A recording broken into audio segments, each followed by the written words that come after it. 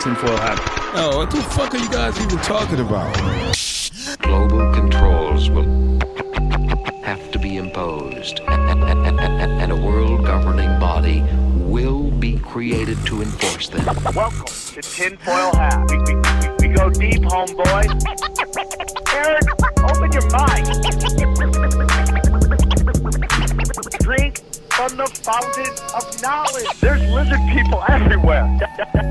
That's some interdimensional shit. Wake up, Aaron. This is only the beginning. Dude, you just blew my mind. Are you ready to get your mind blown? Good morning, Swarm, and welcome to Tinfoil Hat. You know I am. You know I'm here too. I'm here too.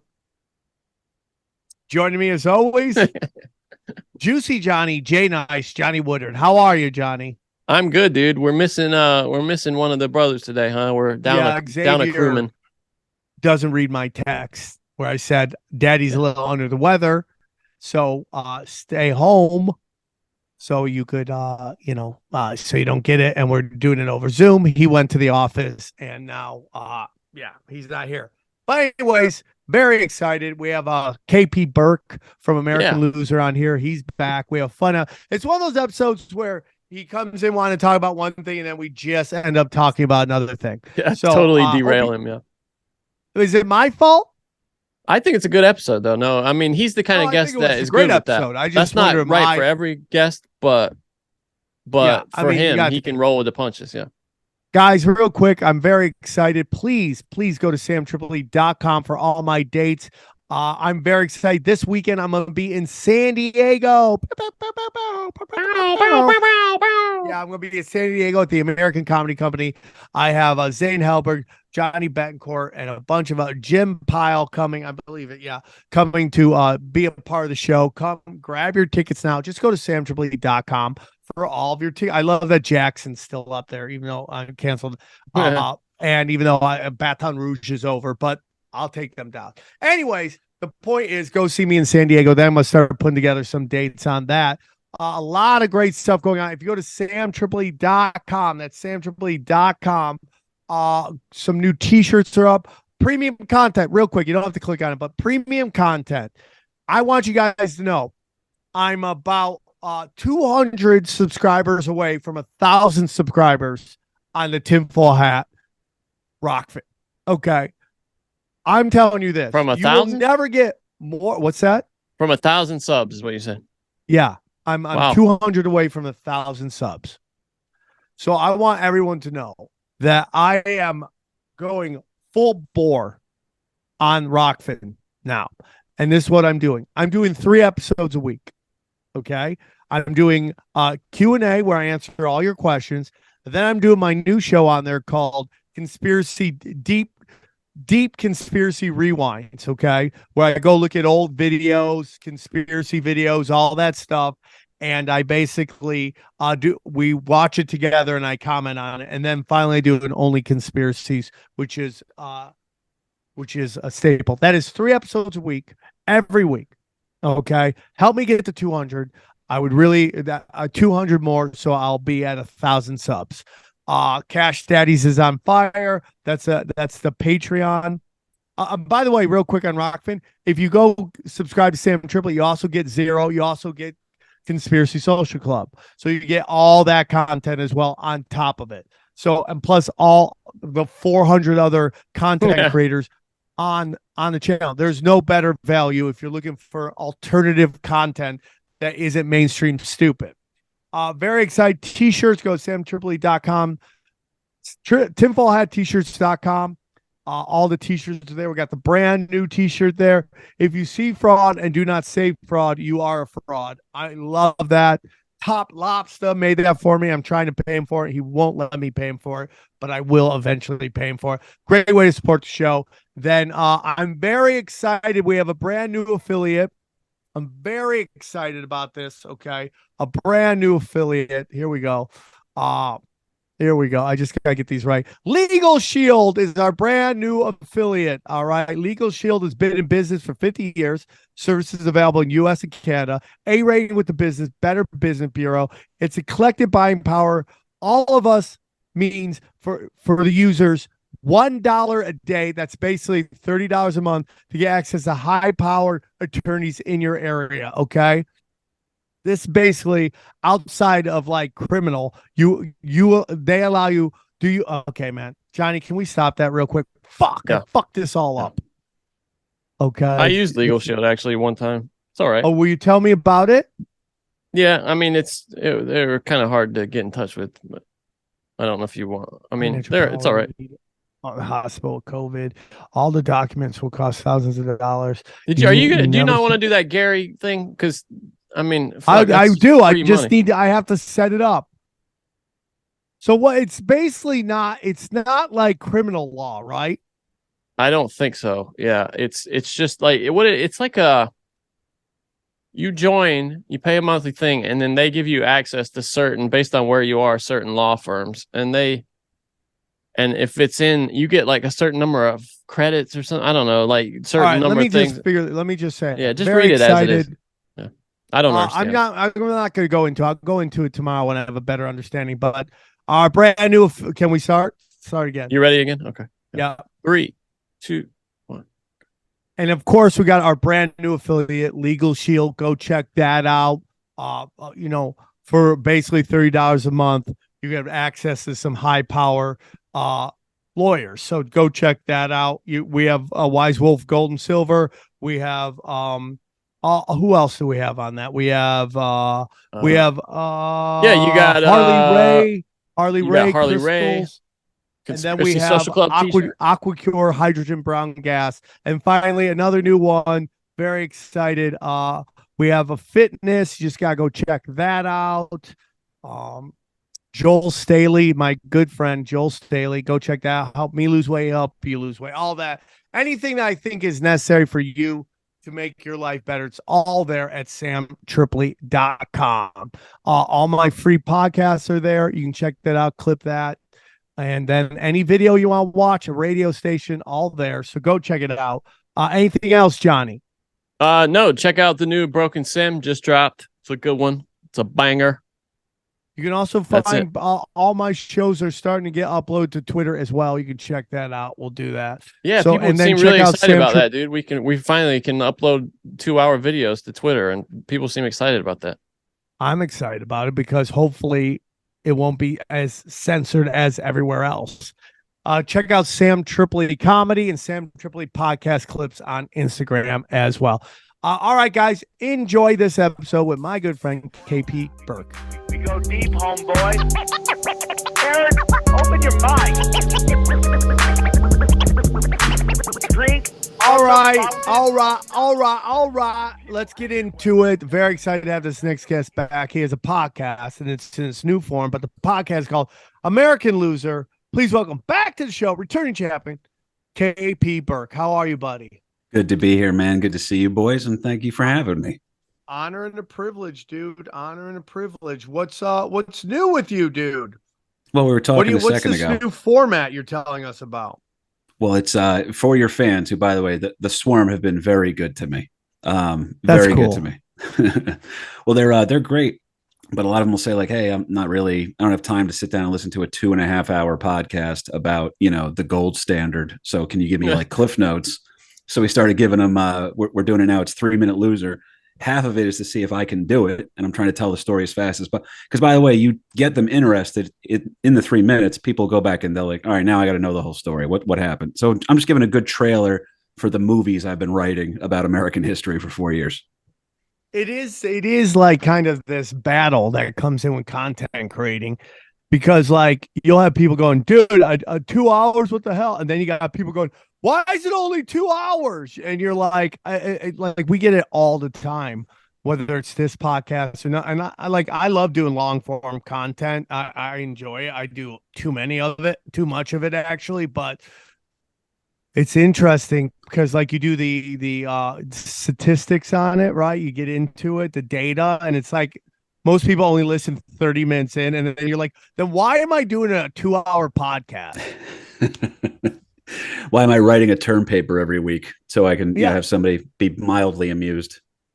But I love doing it. But it's like if it was more, I feel like the right amount of time is an hour for right now with the attention spans. But there are enough people that get upset if we don't do almost 2 hours. You have to ask your question though. Is you have to ask yourself this question: Is it? Would you give up doing the longer thing just because that's what people? I mean, there's an idea that maybe it's better for people to actually sit down for 2 hours and kind of make time for something. Because I feel like we don't even make time for dinner anymore. I mean, do you guys sit down to dinner? Like, I rarely do that. I wish I did. Too. That's the new thing that I'm gonna work on with my kids is to sit down and eat. Like that. Don't even get me started on disciplining children. It's like chaos. Like my mother gives me advice. I'm like, well, you always had the option of beating us. Okay, that's no longer an option. Do you think that went away? By the way, if you had to put a timestamp on, because I think I was at the tail end of that because my parents were older. Well, you remember Dr. Spock came out with that spanking your kids is bad. And I feel like that is why we see chaos right now. My kindergarten teacher was the last teacher, I think, in the United States who was spanking kids. She used to take Maurice Wall into the closet every Friday and just whip his ass for the whole class to hear. We'd hear him in there just howling. And her spanking his ass, and then never after that. When that was Can we get him on the podcast? What's the kid's name? That was like 91, 91, something like that. So yeah, I mean, what tower is he in with a rifle? Poor guy. But then you kind of hear that story, and you're like, okay, that's not right either, right? He was bad though. I will say, Maurice was bad. He was really bad. Yeah, there was a couple kids I grew up that were bad but like just didn't have discipline, and they just grew up to either like just live a chaotic life. I mean, so much as you watch your children grow up, so much of what you're trying to do is teach them to be civil and to understand there's rules to society. Just civil too. What's that? Like just civil. You're like, come on, just be civil. I'm not looking for anything extra. Just give me that. Yeah, I mean, just understand there's basic rules to functioning in society, and I think that's a big problem. That's why you have prisons full of people that don't understand that, and we have like what really looks like a fatherless society. And I want to get into what you want to talk about, but I really want to ask you, how much of this, KP, do you think that we're seeing right now is actually real? Meaning not that the clip didn't happen, but the way it's being amplified, is it real? Are we having a complete and utter just decay of society? Is all hell breaking loose, or is social media making you believe that? I think social media is magnifying it. But we have every society has an infatuation, almost like a sadomasochistic infatuation with their own demise. That it's guys who are like ripping people off on Wall Street. What do they love doing? They love being punished because they never get punished. So it's anticipation for them. So they're waiting for Judgment Day. So we're all sitting there kind of waiting for the moment with that. So we're fat. It's why we like disaster movies. You're always waiting for okay, this is what we're going to pay for this, right? This is global warming's finally going to happen on this day. Yeah, there's a lot to get into on that. It's like this desire for like society needs purpose. We really need purpose. And we seek it out in so many different ways. And even if our purpose might be to inflict pain and suffering on a system that we believe has wronged us, that's wrong to your people, that's wrong all this, so you just want to watch it all burn. And in reality, you're just kind of hurting yourself in the long run and setting yourself up. So you have this kind of belief that, I'm going to burn everything down. You end up in jail, then nobody cares anymore. And it kind of just hurts you in the long run. It's like this presentation that goes on. It's this thing where I'm getting into where it's like, and I've talked about it on the show before, where it's like, you have these organic movements, like like civil rights, feminism, and then it gets gay rights, right? Like there was a time where like gay people just wanted to be treated like equals, and I can get in a lot of trouble for saying this. And then queer theory comes through and kind of hijacks the whole thing. And if you look at like the founders of queer theory, they're all shady as fuck. Like none of them are like normal people that you would like see at a Chuck E. Cheese celebrating their kid's birthday, right? Like all of them are like just extreme weirdos that pushing extremist views that got funded. And you see it happening everywhere all the time. And now social media is taking that and put it right in our living rooms, which is like kind of fucking crazy, right? Did you ever see the I think it's the New York City topless parade? Did you ever check this out? No. We did. I was a field correspondent for Pat Dixon's New York City crime report. Yeah. And so we went down there and we were interviewing people at the topless parade, and it was being done. And every person you asked, what's the message of this? They all gave different messages until Pat finally got through to like the pack, if you will, like really the heart of the matter. And it was people thought they were there for feminism. They thought they were there for free the nipple. There were people who thought they were there for breast cancer research. And then finally, the guy in the center is like, no, it's actually, there's a cult and we're all, this comet is going to take us home and we're all going to live on that. And you're like, oh, this is the guy who organized everything. You guys just, we wanted to play along. So we came up with better reasons for it. Like nobody knew the actual people running it. It's the same thing, I think, with BLM. Yeah. Dude. It's all those things. It's a great cause. And then the people who are organizing it are always bullshitters. Dude, that's insane. The titty parade was started by people who believe in a comet's coming to destroy everybody. Yes, it was a doomsday cult that was preparing this. And I think the guy was trying, I think he used it. I'm being honest. I swear to God, it was a scouting type thing for him to pull women into a harem of some sort, for him to repopulate the earth with. Because they got creepy, man. There was a lot of boobs you didn't want to see. There were some boobs you did want to see. And then, well, that's also my whole thing is like, it's like nudist. Someone who says it's more of a warning than a label. Right? Yeah. You're just like, okay, I could get nude at any moment and everyone will be throwing up in their mouths. That's like my real belief on that. So it's like, it's definitely interesting. Okay. So I don't want to get too deep into that because we're here to talk. Also, you have a big date coming up, right? You have a date at the dojo. I'm excited, man. Tell us about it. So June 16th, I'm doing another night over at the dojo. That club has been stupid good to me. You guys have always been good to me over there, man. Mike is family at this point too. So it's me. I'm bringing a bunch of killer comics with me over there. Chris from Brooklyn, is going to come out there and hang out with me as well. I got a couple of the killers that are coming out to do time on the show, but I have I'm telling you, that is a special place. And every time I'm there, there's people from the Swarm come out. People from Gas Digital come out. It's a special place, and it's so cool. When I started back doing comedy in Jersey after I got out of the military, if there was something like the dojo there, I would be twice the comic I am now. And the only reason I did that because you had to leave and go to other scenes. There's something going on in North Jersey right now, and it's the goddamn dojo. June 16th. Come on out, please. Well, that's nice. Thank you. And I'm very blessed to be working with Mike Romanelli on that, and he's doing a great job.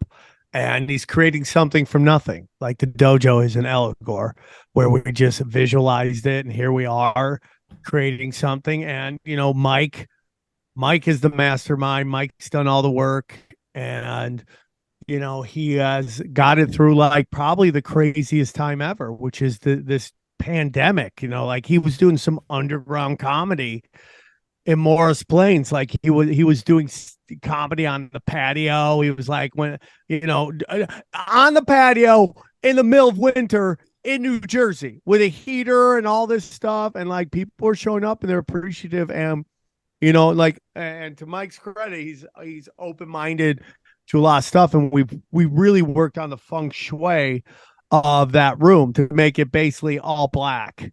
For some reason, a dark room with a single light that's on the stage, people just laugh harder. It's you know why strip bars are dark, because nobody wants to see what anyone else is doing. Like nobody wants to be judged. So you'll get away. Like when the club first started, it was all white. And I was like, dude, this is like doing stand up in a surgery room right now. It's like it's way too clean. It's way too nice. You need the darkness to calm people down so they don't think they're going to lose standing in their community. And he's been doing it, dude. And hopefully it will keep growing and growing and growing, because it is a club where you're there to go learn and grow and stuff like that. So what is the date on that?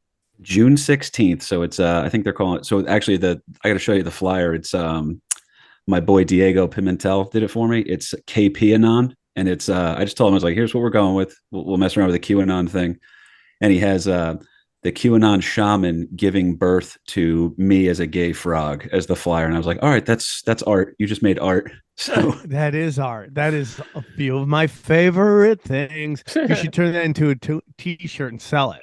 Oh, we're going to, man. I think actually Mike wants to hang it up in the green room and have people sign it. That's a fun one, man. Isn't it crazy that the QAnon shaman is out of jail, and there's guys who we've had guests on the show breaking down, all the FBI crazy shit. And we just had a woman on who was discussing the hilarious and tragic FBI plot to kidnap the Michigan governor. And the guy who was in the movie, because he did her movie, is now in like a supermax prison, like next to El Chapo. Like, it's chaos, dude. It's chaos. They run it like organized crime, man. You get out of line, get moved to Supermax. All this is chaos, and it's just so nuts about what's going on. But anyways, I want to get into what you wanted to talk about. What do you want to talk about? Well, is it bad that when you said Supermax, I just assumed that was like a new HBO streaming platform? Don't even get me started on that either. Like that again is like, I was just talking to somebody today about like who gets pushed forward and who doesn't. Like, what do you represent? What image are you pushing forward, and what image and does that fit into what they want to do? Like all these crazy rappers, all these musicians, all these actors, like so many of them are rich kids that are just into some shady shit, and they get promoted because they promote a certain image in which the cultural Marxists who run everything really want. So it's super interesting who gets pushed forward and who doesn't get pushed forward, and what that represents. And I don't know, I find it very interesting, the whole situation, even in like entertainment and stuff like that. Who gets pushed forward? Like, why do people who seem to be not nice people make it? Well, there's a little bit of that they are psychopaths, and they use law of attraction to push themselves forward. And then eventually they don't practice abundance, which is given away, which is why it all goes away. But it also promotes that if you're this kind of scumbag, right, good things happen to you. Then people, kind of start to emulate that in some weird kind of way. Well, it's weird too. Like during COVID, I think it cracked me up too. Out of all the new content that people made, new stuff with like new voices and heralding, that it's coming from a different direction and stuff like that. And still, like, I think the biggest show during COVID was still people rewatching The Sopranos. Yeah. So like they want what they want. But then the weirdest part about The Sopranos thing is that people weren't like, you talk to people and it's unnerving how few people actually like understand that those are bad guys. Yeah, absolutely. If you're compelling, it's forgiveness. If you're compelling is what they're saying. Yeah, that totally. Is so I never thought about that. It's that they have there's a whole system for it, man. There's a lot of people out there that still think Tony Soprano was a hero who never did anything wrong. He was a patriot. As a murderer. You know what else they think same about way, that? Same way with Succession. It was just on. They thought all of those billionaires, those yuppie billionaire evil. I mean, all of them were crooks. One of them killed somebody. Spoiler alert for Succession. And everybody was like picking favorites at the end and like, come on, Kendall, That's interesting, bro. So much That's of our TV. Super interesting. I never even thought about that. A great example is Breaking Bad. For sure. I've always talked about how Breaking Bad was the last great, like, family-centered drama or even TV show. The last time there was a great TV show about a family was Breaking Bad, because it's so relatable. But you're completely right about the promotion of that lifestyle and what that represents. I mean, it's so obvious in hip-hop, but it's less obvious when you talk about these giant TV shows and why they get pushed forward and other things don't. Well, imagine if like one of my favorite shows ever was The Shield. Dude, were you on The Shield? Do I have a memory of that? Am I Mandela? No, but I did myself? audition for The Shield. Well, because you would have been great for the Armenian mob guys. But 100, they had me. But my really good friend got it, so he's a much better actor, and he's full blown Armenian, so he was perfect for that.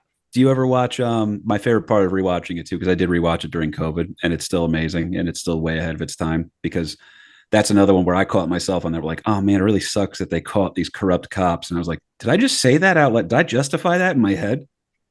I was rooting for the bad guys the entire time. Hey guys, real quick, I want to tell you about our friends at Fume. That's right. Listen, cold turkey may be great on a sandwich, okay? But there's a better way to break your bad habits.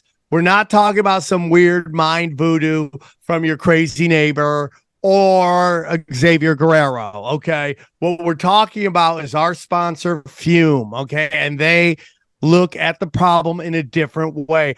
Not everything in a bad habit is wrong. So instead of a dramatic, uncomfortable change, why not just remove the bad from your habit? Fume is an innovative, award-winning device that does just that. Instead of electronics, Fume is completely natural. Instead of vapor, Fume uses flavored air. And instead of harmful chemicals, Fume uses all natural, delicious flavors. You get it. Instead of bad, Fume is good. It's a habit you're free to enjoy and makes replacing your bad habit easy. Your Fume comes with an adjustable airflow dial and is designed with movable parts and magnets for fidgeting, giving your fingers a lot to do, which is helpful for de-stressing anxiety while breaking your habit, okay? Stopping is something we all put off because it's hard, but switching to Fume is easy, enjoyable, and even fun. Fume has served over 100,000 customers and has thousands of success stories, and there's no reason that can't be you. Join Fume in accelerating humanity's breakup with destructive habits by picking up the Journey Pack today. Head to tryfume.com and use the code tinfoil to save 10% off when you get the Journey Pack today. That's tryfum.com and use the code tinfoil to save 10% off your order today. I've been trying to turn this into a joke, but it's like I have to work harder on it. But it's very funny. But like when people brag about where they're from, it's never good things, right? It's never like we have more libraries than any other city, or we have the most colleges, or what, like our schools test the highest out of anybody in the state. It's always bragging about the worst of the worst. And there's just something about humans where they love to label themselves by the worst part of themselves, or the part of them that is labeled as not the establishment, right? It's like a really weird thing. Like if you are, let's say, interracial, right? You always identify by the ethnic group that is seen as lower on the social economic level, right? Which everyone's downtrodden. Right? Nobody ever goes, oh yeah, I'm white and loving it. Nobody ever says that. There's one chick, her name is Sage Steele on ESPN, and they give her no credit. They don't even let her talk about black sports anymore. They're like, listen, you're covering lacrosse, bitch.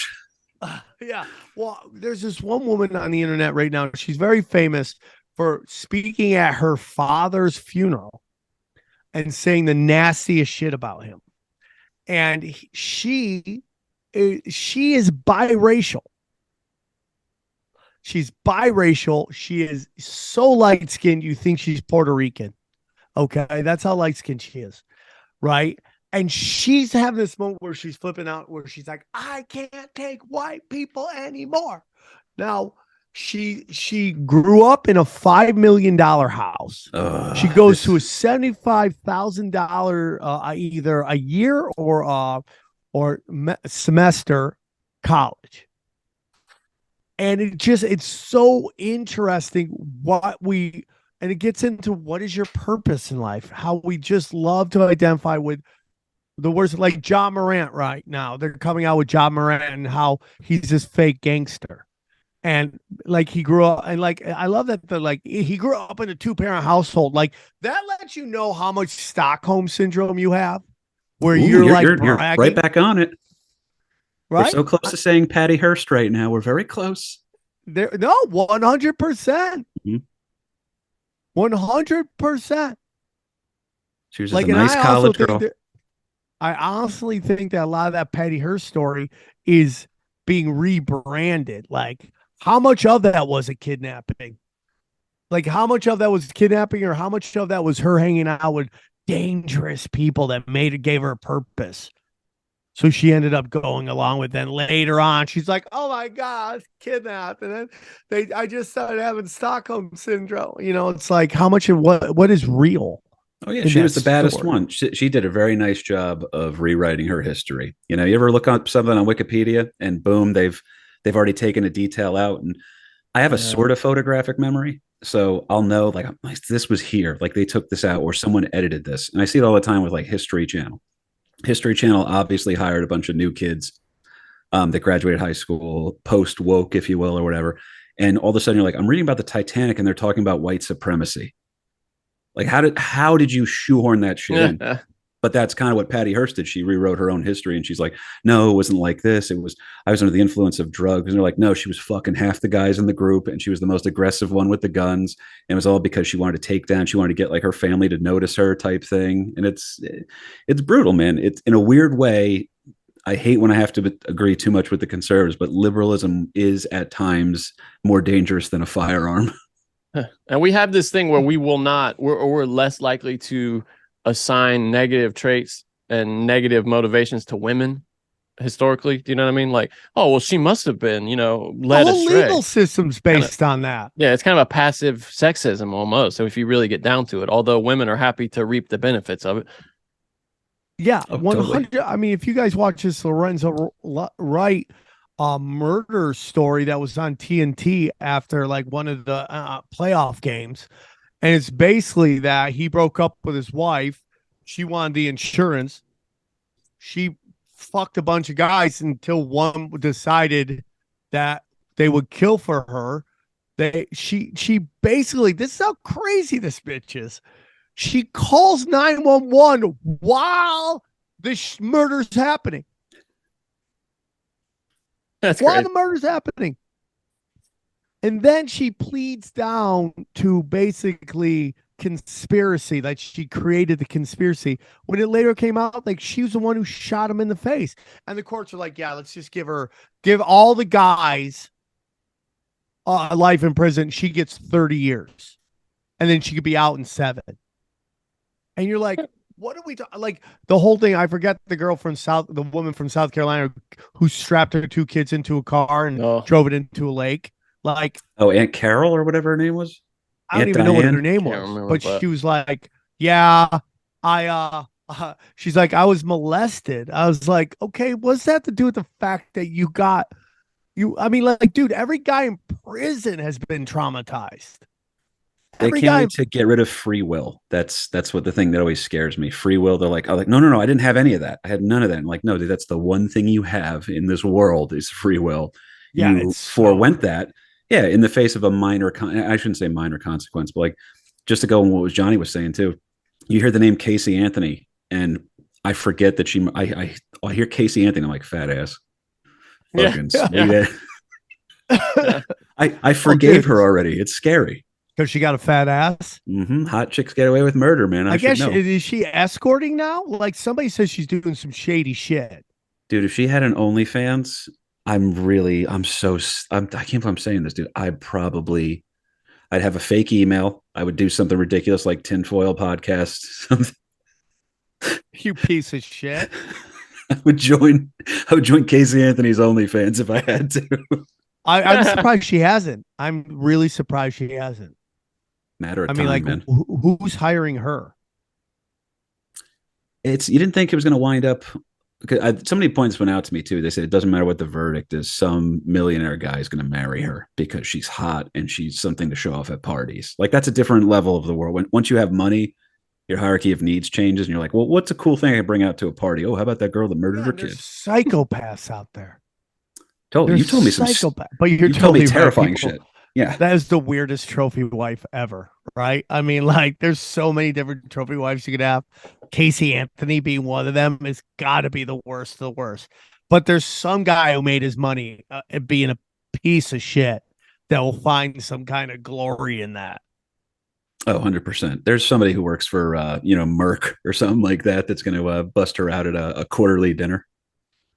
Yeah, it's so crazy. But then it gets into like, if there was a time would we know anything she's doing if it wasn't for social media? Like, just more and more, I just feel like that is the devil, man. Like computers, man. Like they've done a lot of good, but they've also done a ton of bad. Like, I mean, they've allowed everything to be at your fingertips, and I think it's dangerous. And this come from a guy who fully engaged in all the danger, and maybe at 50, and now I'm like a dad. I start going, hey, this is a little bit out of control, but. And I fully accept the hypocrisy of that. I make no illusions. Like, I look back on my past actions, even comedically. I go, what was I thinking? Because at the time, it was like the Naughty Show, right? It was very outlaw at the time. I was doing these shows where I was putting adult film stars in sketches. And I thought, okay, this is like, I'm a dirty comic, and I'm still a dirty comic. Because I'm a dirty guy. I like that kind of side of the world, life. Isn't it weird you're punished for your honesty with that one too? Because it's like, if you were a clean comic and I knew that you were the filthy former degenerate that you were, I'd be like, let me tell you about the real Sam Tripoli. No, but that's true too. Like, you see that those are the people that get really high up and just crash because you just can't, you can only maintain a lie for so long. Can I ask you this one? I'm excited about. I almost texted you this one the other day. But it was people are talking about the Tom Hanks, child murder stuff from like it's pretty laughable on its pair. But what's the harder sell? Did you know that Jared from Subway is a pedophile? Well, the reason you think it's a harder sell, the reason you think the Tom Hanks thing is so crazy is because you have been marketed to that Tom Hanks is literally sold as the nicest guy in Hollywood. Correct. And I'm just going to tell you this, KP. Everything at my age, at 50 years old, how old are you? 35. 35. I've learned in the last, like, being 15 years older than you, that everything that is shoved down our throats is probably the exact opposite. And it sounds nuts because I grew up loving Tom Hanks, but I'm telling you, bro, the more you study that guy, there is stuff that you go, what the fuck is that? The people, like, you could be like, okay, not every, like, just because you hung out with someone one time doesn't mean you engage. He's hanging out with these people that have been associated with the darkest of dark all the time. There's just so much stuff. And, and Johnny and I have had discussions because Johnny thinks the minute you even make any kind of, like, you give any kind of comment on an internet rumor, you give it life. And I understand that. But when the entire internet is saying you're a fucking shady fuck and you never, ever discuss it, ever. That's the advice. So I would be willing to bet he's maybe heard somebody mention that like once or twice in his life. Those people are so. Why did he take off the comments off his Instagram? I bet you he has nothing to do with that. I bet he has nothing to do with that. That he doesn't run his Instagram. You're not thinking about how famous Tom Hanks is, dude. He's like a head of state or something. That's how famous that guy is. He's so shielded from all this shit. But that's just beside the point. It's that's rule number one for publicists is that don't comment on negative news. Like, that's rule number one because just by acknowledging it, you give it some legitimacy. There's just a lot of things about Tom Hanks that does. Isn't it weird that he's got some stuff going? Not to back up Sam here completely against Johnny. No, wait. To be clear, I'm not saying he's not doing any of this shit. I'm just saying the idea that he's not responding to it is not evidence. Is my point. I mean, like, dude. Okay, go on, KP. What you're gonna say? Well, then we'll bring up Steven Spielberg. Everyone's got a little good and a little bad too, and I think the evidence is literally in his children. You have Callen Hanks, who looks like a nice dorky version of Tom, and then you have Chet Hanks, who I think is like a rapper. Yeah, like Chet Hanks is a Chet. Chet is a Chad. yeah. Chet is a Chet. Like the only other person I've ever heard is Chet. Wasn't that Weird Science? Chet Atkins, the country music star. Oh yeah, that's it. And I'm sure he should just listen. There's certain names that are associated with certain behaviors, right? Chastity's like to sling pussy. Okay, that's all I know. Is what it Every is. chastity I know is hot and slings pussy. Crystals right? either sell them or they smoke them. Yeah, right, for sure. And chats are all like retards. They all are. And I don't hate them. I think Chet's a nice person. I'm sure we have a couple chats that listen, and I don't think you're a bad person. I'm just saying there's a lot of your brethren that are retards, and they just do retard shit. So like that. This is my whole thing, KP. You're coming on the show at a weird time from my life because I am really. I've been talking about this. Like I am really that everything is a psychological operation used to elicit a response from us at every level. And you could be like, that doesn't mean I don't think it's real. Like how many of these videos right now that we see that are making the rounds that are between white people and black people, we never, ever see the guy filming it, ever. It's shot perfectly. It's just shot perfectly. Just a little bit of shaking, so it has a little amateur touch to it, but we never see who's shooting it. And it's always perfectly shot, capturing the perfect fucking thing to ignite a race riot between white and black people. And then everything on the internet right now is black people acting crazy, attacking white people. You remember when it was people going after Asians and the Asian communities, like Asian hate, but they wouldn't admit it was black people doing it? Do you remember that time? It's my favorite when the progressives talk themselves into a circle. Who's doing it? Hang on. Give me their gender. We don't do that anymore either. Shit. Hey guys, today's episode is sponsored by Blue Chew. Let's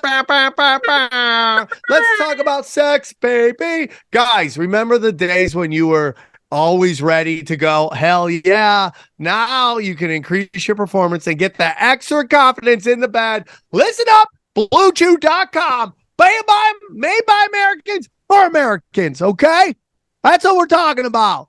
Just swords and holes. That's what it's all about, everybody. Blue Chew's unique online service that delivers the same active ingredients as Viagra, Cialis, and Levitra, but in a chewable tablet for a fraction of a cost. Bam! You can take them anytime, day or night, so you can plan ahead or be ready whenever the opportunity arises, or as I like to call it, boner chicken. That's what I'm talking about, okay? Take a boner pill. See the weirdest time you can get rock hard with Blue Chew. That's right. So the process is simple. Sign up at BlueChew.com. Consult with one of their licensed medical providers. And once you're approved, you'll receive your prescription within days. The best part, it's all done online. No visits to the doctor's office. No awkward conversations. No waiting in line at the pharmacy. That's right. Blue Chew tablets are made in the USA and prepared and shipped directly to your door in a discreet package. USA. And unlike me, I go run outside and put fireworks around it so all my neighbors, including the hot chicks that live next door, know daddy's going to Pound Town. Everyone's going to Pound Town. Rock hard boners to fight terrorism. That's what I want to thank Blue Chew for helping us fight terrorism with these rock hard American boners, okay? Giving myself a little bald eagle. That's what I got, okay? So here's what I want you to do. Blue Chew wants to help you have better sex. Discover your options at BlueChew.com. Chew it and do it. And we got a special deal for our listeners. Try Blue Chew free when you use the promo code TINFOIL at checkout. Just pay $5 shipping. That's BlueChew.com. Promo code TINFOIL to receive your first month free. Visit BlueChew.com for more details, important safety information. And we thank Blue Chew for sponsoring this podcast and helping American boners get rock hard. Somebody showed me somebody tweeted something hilarious. There was a video of like 30 black kids on bikes attacking this guy on a motorcycle. And the news report news report was 30 cyclists attack a motorist, right? And the tweet was so funny. The tweet was 13% of Americans are cyclists. Why are 13% so violent, dude? It was so funny, dude. It was so, because that's exactly how they're presenting it. So it's just, I'm really into this. Everything that's up is really down. So when you go to Tom Hanks, I go, yeah, it totally makes sense to me that a guy who got zero blowback, like, you know what makes me think you're more guilty than not guilty? If zero things happen to you, like nothing, like you don't get dropped by your agents, you don't lose gigs, you're still everywhere you were before. Like when nothing happens to you, that makes me think you're guilty. If something happens to you, that makes me think you were probably did some shady shit, probably not to the level you're being accused of, but you just had enough that they're going to throw you under the bus. That's my honest opinion. There's so many people out there that just, they got accused of the worst things ever and nothing happened to them. That makes me think they're shady as shit. Tom Hanks is one of them. The other one is fucking Steven Spielberg. I was waiting for this. Like it is, like, supposedly there was going to be another Indiana Jones after this one that they canceled because audio of the kids auditions that Steven Spielberg was doing was supposedly so fucking weird that people got really uncomfortable by it. And like there's so much about Steven Spielberg that does not make any sense. Do you know who they, like, 600-pound entertainment lawyer is, or 300-pound entertainment lawyer? Have you heard of that guy? I have heard of this, yes. I keep trying to get him on the show. He's like who I really, really want on the show. And he always drops these nuggets. And now the whole thing with him is like, if he says your name, that means he has proof that's true. There's actual legit evidence that's true. So he's talking about this very famous A-list actor that if it got out, what kind of scumbag, sexual scumbag he would probably blow his brains out. And the guy, he listed Steven Spielberg as the guy. And like nobody wants to discuss this shit except for people on Tinfoil Hat or listen to Tinfoil Hat, because it just, I don't know what it is. Like nobody has a problem with accusing grown men of Me Too shit with no real evidence, and everyone's okay with it. But the minute you start talking about kids, everybody gets uncomfortable and they don't want to discuss it. Well, that was my favorite part of the QAnon thing was when they were saying that, like out in Hollywood, that, all the rituals and everything like that, blah, blah, whatever, with the Hollywood types. And they said Mel Gibson got banned because he tried to speak out. And I don't know if you saw this, but recently Mel Gibson put out a YouTube video calling out the Catholic Church for just keeping bad priests within the clergy and just transferring them around the country. Like it's like he is outing some stuff. It's very weird. So say this one more time. Sorry. Yeah, it was nuts, man. There's a YouTube video. I think it's Mel. If anybody wants to look this up, I think it's Mel Gibson calls out Catholic priests or something like that, and it's a video. It's a cell phone video of a bearded, so it looks current within the last 10 years, I would say. Mel Gibson talking about like bullshit he knows that was going on within the church and why the church is actually good, but it's being managed by bad people, and then these criminals 100%. Are sticking around. So he is that's actually a true part of the QAnon thing. So all the people that roll their eyes, I'm like, listen, there's some bad writing in QAnon. Oh, my other favorite part too, they said JFK Jr. was coming back. Sometimes you get it wrong. RFK Jr.'s back, baby. Hey, I never thought about that. But also, it's like you got to. It's nonlinear warfare. That's what it is. You got to put out stuff that drives everybody crazy. It's like Alex Jones, 99% of the shit he says ends up being right. And the 1% ends up being right later on and when it comes out. But he says stuff like, oh, the frogs are gay. Everyone loses their mind. Then it turns out scientists have discovered that the chemicals being sprayed in the sky have turned frogs to homoerotic. And it ends up being true. And then nobody goes back and gives him credit for that later on. It's super interesting. Now, I Our They said a lot of listeners have heard this. the frogs, though, was a lot of them. It was just a phase, is what I was told. Well, a lot of them are bisexual. They like to They're not weird. sure. They got They're just super horny, bro. That's all they are. They're just like, hey, this dick ain't gonna suck itself. You know what I'm saying? They're pre-grad school amphibs. Yeah, dude. So I think a lot of stuff, like, because you brought up QAnon, we've had discussions on Q here a lot. I've said this before and I'll say it again. I think Q was an attempt to beta test AI technology and to see if it could actually get people to react to it in a way.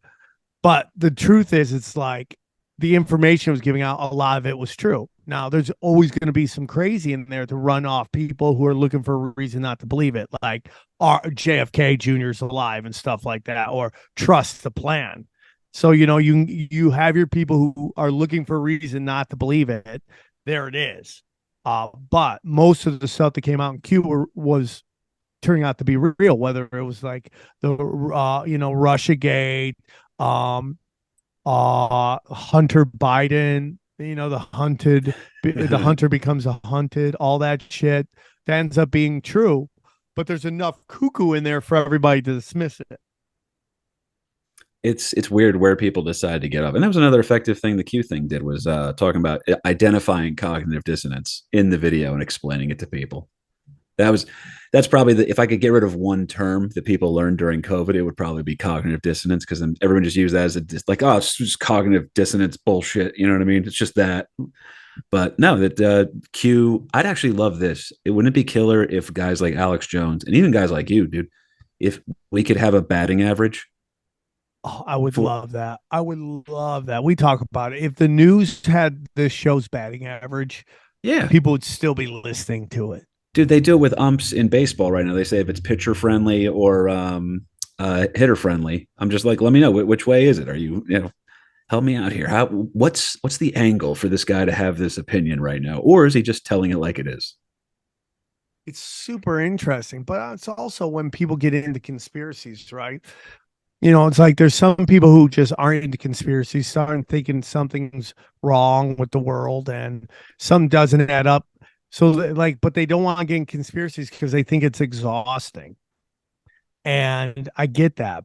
But what you understand, it's like a great comic doesn't really write jokes. A great comic runs something through their brain that already has their point of view, and it comes out maybe not completely polished, but they really understand their point of view on that topic all the time. And that's kind of what you eventually get to in conspiracies, and I always know when somebody's a brand new conspiracy theorist, because they end up just screaming at everybody about trying, and their heart means well. They want to save the world, but that's because they're at the beginning of the journey. The real part of conspiracy is going deep enough to understand that it's all spiritual. This is a spiritual journey. Do you have a problem with God, KP?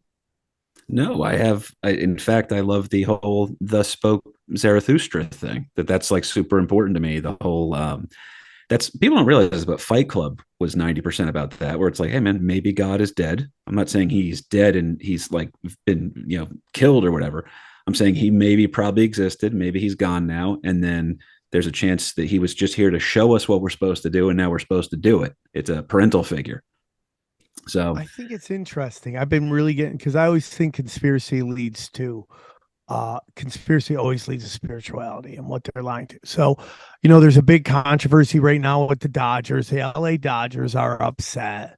Hilarious. The Dodger fans are upset because they have this like gay trans nuns that have been like kind of going after the Catholic Church. And I really didn't understand what their stance was. And I'm not saying, I think baseball should be apolitical. I think sports should be apolitical. I think when you start to, drift into these very murky waters, you're going to piss off a lot of people. It's like why nobody wants to watch LeBron James play anymore. His ratings aren't good because people are over the hypocrisy of LeBron James, right? They're over him. So this nun group is anti-Catholic, and there's a lot of Catholics that are upset about that. But I'm also like, I understand why you're upset with that, Catholics. I really do. But right now, you have a real brand issue going on in Chicago, where it's coming out that, and this is all brought on by the Mel Gibson discussion, that your church had a bunch of like priests who molested thousands of children. Thousands of children. And this is where I start to get into what my belief in God is, right? And that is that the organized religion was created to be a wedge between you and God. And everything that you hate about God, for the most part, is of the actions of man who, in the name of God, have a position in society. In the name of God, they've told you they come in the name of God, and when in reality they do not represent God. And like at the most deepest parts of spirituality, no one can really tell you about the all, which is God. It's beyond these meat suits understandings. But we've had these church because humans like simple. It's easier to go to church on a weekend, on a Saturday, on a Sunday, and worship, okay? Because everything's structurally set up for you. Jesus, regardless of what you think of Jesus, I love Jesus, you know. Jesus didn't go to churches. Jesus thought your church was in your house with your friends and all that stuff. That's my opinion. And so when I go, who's a good guy in this Dodger thing? Who's the bad guy? Well, you know, doing any kind of pride right now because of cultural Marxism is going to bring on a lot of criticism from conservatives. But I also say, Catholics, you have a lot to clean up in your own house. At this moment, a giant pedophile issue is going on in Chicago through the Catholic Church. Now, do I believe Catholic priests represent God? I do not at all. So that's my opinion. So any thoughts? Well, this is weird because it comes in. First of all, I totally agree with the Zach Amico. You know, Zach? One of the fastest, funniest guys you'll ever see. He really is. He might be the real pride of Jersey, and I'm just a close second. But no, Zach had a killer Facebook post today that was he might turn into a bit, but you know what? It was that good. He posted it. So his bit was, if you really have a problem with grown men in dresses that want to spend time with your kids, look at the church before the drag brunch. You know, that's. Well, I agree on both of those. I have two. I can have two eyes. I can look at both at the same time. You know? I can. That's a great, and that's what I liked about it. Is he's just saying, like, by the way, fuck both of these things. Yeah, 100%.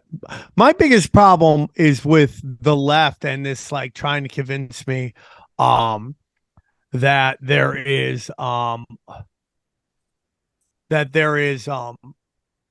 there's nothing wrong with drag queen story hour in kindergarten classes. Well, I want to do it. I want to do drag queen story time, but I want to be in drag and I want to read the Unabomber's Manifesto. Well, can I be honest with you? I wanted to talk about this on, and I'll do it on Broken Sin. But so I live in this neighborhood, right? And it's kind of an old school neighborhood in that they have these boxes where people put books in. Yeah, I want to give out. What's that? Do you know what those are, Johnny? Yeah, we have those. Yeah, I've seen a few around. Yeah, like, I know where you're going. I'm excited. Especially in like heavily Jewish neighborhoods have that a lot, where like you can find where people want to share books. Right? I've been thinking about loading them up with like, "Behold the Pale Horse," you know. You got to start out with like Chaos or something. You know what I mean? Something. Yeah, just like I know all of them. I'm gonna have people send me their used books. They're used. They're used because like Mark the Booker is cleaning his house. He talks about he has all these old magic books. Like I should go to him, go, hey man, send me your books. I'm gonna load up all these book places with all these like fucking, you know, all these kind of fucking spiritual mysticism, conspiracy books. Send all of your Jim Goad books to Sam's house for him to redistribute. For sure. Send to the P.O. box. We'll put it out. We'll load these up and see what people think of it. I'm just going to wake up my entire neighborhood. That's actually a good bit. I should do that. I'm gonna talk about it on Broken Sim about just going around just fucking putting conspiracy books in all my different things. So funny. But going back to this drag stuff, you know, like my issue is obviously it's like I've been to drag shows. They're amazing. Like you're fully retarded if you don't think that's an adult event, right? And that's fine. That's totally fine. But you have the left, which has pushed this Me Too movement on us about microaggressions of male toxicity. And it's like, KP, do you do the road a lot? Are you on the road? Yes. Right. So I don't know if you've been on the road and talked to people, the locals, but if you talk to the local women, they'll tell you nobody's hitting on them. Men are not hitting on women because they're afraid. They're afraid. The Me Too movement has annihilated the relationship between men and women because men are afraid of losing their jobs and their dignity and all that shit with a fucking insane accusation, right? Yeah, HR is going to bring around things that are going to reinforce the need for HR. Yeah, right. So it's like it's gotten totally weird. So these are the people, the Me Too people, that have told us about microaggressions everywhere. That poor bunny, these cute little bunnies that are women are going to these workplaces with pure intentions, and these fucking predators, apex sexual predators, who touch their shoulder, made it impossible for them. And they're in therapy. Everybody that you see screaming about male toxicity, how the world works, all that stuff, right? All that stuff. Oh shit, you uploaded it. Great. All that shit. Okay. They're all in therapy. And they're all in therapy mostly for childhood trauma. And most of that childhood trauma is sexual trauma. But these are the people that are telling you that a man dressed like a street hooker gyrating in front of children is like somehow okay. It just makes no sense to me. I don't understand. And I talk to myself a lot because as you can tell from this podcast, I won't shut up and I feel bad. You should go on and discuss. I know you wanted to come and talk shit, and then we ended up talking about some other stuff. You're my boy, man, so I'm happy to be here. I just don't understand why protecting kids is like this extremist view. And I don't even mind jokes. I have a lot of my friends do pedophile jokes, and I'll defend the right to do pedophile jokes. But a pedophile joke's okay, but a joke in which somebody says the N-word is suddenly like the end of fucking time. Like, it's Armageddon. People are losing their fucking skulls. And it's just super interesting to me. That's all. I won't say the name, by the way. I will not say the name. I can't because I just don't want to deal with the blowback on it because it's not worth it. But it's some of the greatest hypocrisy I've ever seen was some female comedians we know in our world that are supposed to be like, hey, this is the thing, and everybody should back up each other. Well, there's really no funny jokes about rape or anything like that. And then they would also, here's the thing that killed me. There's no funny jokes about it because it's when it happens to you kind of a thing. Because they're like, well, some women have been raped and it's more common than you think. So I'm listening to all that. Like, I've heard you with my own 2 ears. 100%. Do Catholic priest jokes. Who do you think that's boys getting fucked? So it's less bad for some reason. It's one of the most hypocritical things I've ever heard. Dude, the whole pedophile thing is, but it's just like, I don't want to sit there and be like, just because I don't agree with something and I find it to be disgusting and it hurts people. And like, if you want to get into the punching up and punching down, the most punching down is children. And it's like, so, Kurt Metzger had a bit on Jimmy Dore. He's talking about how, the only thing left for the left to make fun of now is Satan. The only thing they could be edgy with is Satan because they made everything else so cancelable that they can't talk about. Well, the other thing is pedophilia. You could do pedophile jokes left and right because kids can't organize to cancel you. They just can't do it. They can't do a march to cancel you. They can't boycott something to fucking get you fired from your job, right? They just can't do it. So it's free range for you to like them fucking up. And I don't, I will never, ever, ever say you can't make a joke about anything. Ari Shafir was in my fantasy basketball league, and his name of his team was Armenian Genocide. Okay, so yeah, it was, wasn't it? Right. So I can't sit there and go, this is okay, this isn't okay. But if you take the rules in which they made us play for the last 2 decades, pedophilia shouldn't be something that the left should be okay with. But because they're not, well, I also think they're also not afraid of fighting children, right? Like they're not afraid of getting in a fist fight with a child. Just picture children trying to organize, but then every time one of them turns 18, like, that's fucking scab. He crossed the line. He crossed it. Right. Yeah, totally. I mean, they just can't organize. That's not who they are. And do you think it's the left thing is the progress thing? Because I tried to say this to a friend the other day that what it is that it literally goes all the way back to the start of the Democratic Party. That's if obviously it's meant different things at different times. Usually takes about 30 years of history for them to go completely 180 on whatever they stood for. But any party too, by the way. But the thing that was with me, sure, 100%. So the idea of progress is always, and this goes back to Democrats with Tammany Hall and all the other bullshit they ever pulled that really did pull off a lot of killer things for society. But you have to go to the downtrodden. Who is being the progressive thing is to help the little guy, and the problem is they've built up, like, society's accepted so many little guys that now they're getting so weirdly obscure with the thing they're trying to defend. Like, no, but it's being oppressed, so therefore we're on the other side of that, right? We're here for that. And like, no, sometimes a bad thing's a bad thing. It makes me think of the Gorgamec thing from South Park. Remember when they tried to bust up the Catholic Church? And they're sitting there like, well, what are we supposed to do? We can't have sex with boys anymore. And then the alien's like, but the women in our species have vaginas with teeth. And they're like, maybe we don't worry about you guys right now. Like, yeah, maybe we don't worry about the people who, are doing, I have to have drag queen story time. Yeah, you're fucked up. We're not worried about you right now. You're holding society back. Yeah. I mean, like, I get that there are trans kids out there. There's not enough to change society, to change the way we raise children. It's just, they're just not enough. And I'm sorry. Dude, I feel for them. I was bullied as a kid. We were all bullied as a kid. I think except for me, I did the bullying, Sam. All right. I fucked a lot of kids. You did, dude. Big KP was fucking just dropping hammers on everybody. But I was getting bullied. What can you do? I made me a better person. It literally is the reason why I can deal with hecklers right now, because me and my friends just ripped each other a new asshole all the time.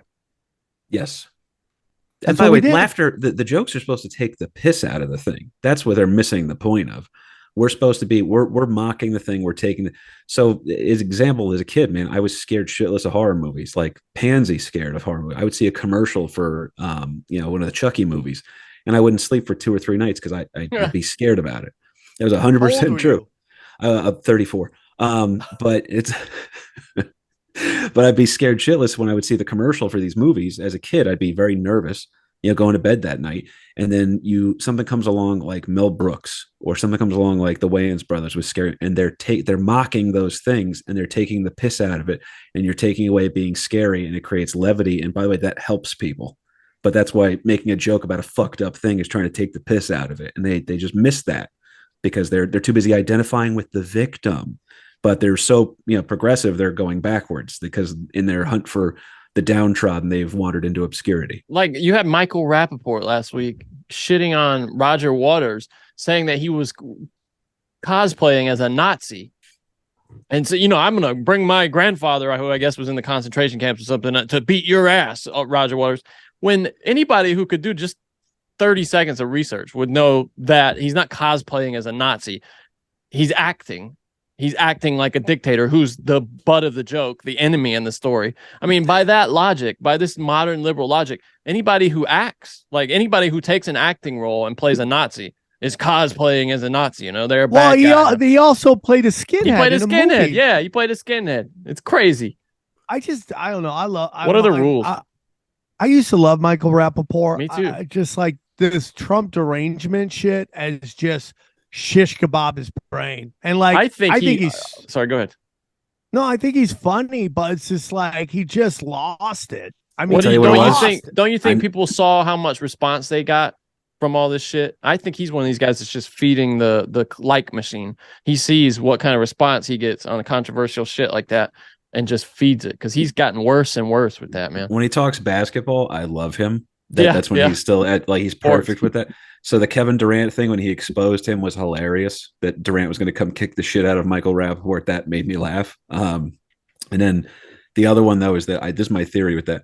Rappaport started losing his mind because every year the Knicks got better, and so much of his identity was based in hate, like being a downtrodden Knicks fan. He's like, I don't know, things are getting too good. So it's almost like the Knicks' success is almost like the downtrodden community's successes as they're getting more accepted and more mainstream. Hilarious. These other people are like, what are we going to do to keep bro? They're disappearing like the picture from Marty McFly and Back to the Future. Shit, there's not a little guy for me to defend right now. That's Dude, hilarious. you know, you're so right. Where else you see that is in like the identity of slavery in the black community, like especially like in comedy, right? Like the you still see black comics going up on stage like, this is the black portion of the show. You know, it's like black comics aren't everywhere crushing it right now. You know, it is my opinion on like this kind of thing where like somebody who dresses up like a black person automatically is oppressive, you know, like even that Korean chick who was like doing the, you know, her like kind of salute to Kobe Bryant. You're like, you think she's trying to oppress the guy that made over a $500 million playing basketball? Is that what you're telling me? But all things. And then you have this whole thing about slavery and oppression. And then you hear these black comedians in LA go up and do jokes about how they could buy an African for $400 in Libya. And you're like, what are we doing right now? I mean, is this a real issue? Is this not a real issue? Or is it just a real issue for you that you can manipulate into this diversity thing? Because it just seems kind of crazy to me. It just like, do people really want change? It's like that Miller Lite commercial that came out where she's like, oh my God, but a Miller Lite, they put us in bikinis. Can you believe that? You're like, I can see a woman's butthole on Instagram right now and she gets 30,000 likes. Like, what are we talking about? That's why it went away, by the way. That's the thing. They're acting like it always cracks me up, especially with the third wave feminists. They ride in on literally the ashes of the fire that was put out behind them, right? Yeah. So you used to. So that was the thing, man. That's all they do. They ride in after the thing's been completely ruined. Like, it's about time, and you're like, no, the thing's over. You're late, dude. All right. It's porn used to be. Well, first of all, porn would be very hard to find back in the day. You'd find a magazine or whatever, your friend would borrow it and hide it in the woods or something. There was a way where you had to get Scrambled Spice Channel. You can literally go follow a porn star's Twitter right now and go get naked photos of that particular girl. You can go on so that's why sex disappeared from advertising, because it doesn't sell anymore. That's all it is. We're not getting more progressive or more it doesn't. Yeah, you're totally right. The dollar's not there. The dollar went somewhere else. So the dollar that you would be like, Miller Lite has girls and boobs. I like boobs, so therefore I like Miller Lite. No, your dollar is going to go get Karen Feehan's asshole on the back. I'm sorry, I love Karen too. By the way, I shouldn't shit on. I really do love Karen. God, I love her. She gets so much shit from everybody, huh? I just like I have so much respect because she owns it. She's not pretending it's anything other than that. She's like, yeah, this is my money grab. This is how I make sure I don't have to work retail. That's all I'm looking for. It's like when porn stars try to be, like bigger than what they are. Comics. That's how you know stand-up comedy is the lowest rung. Because 100%. Porn stars do stand-up. Stand-ups don't do porn. Correct. We're below the rung. Like they want to feel vulnerable on, like, say goodbye. Nobody knows who you are.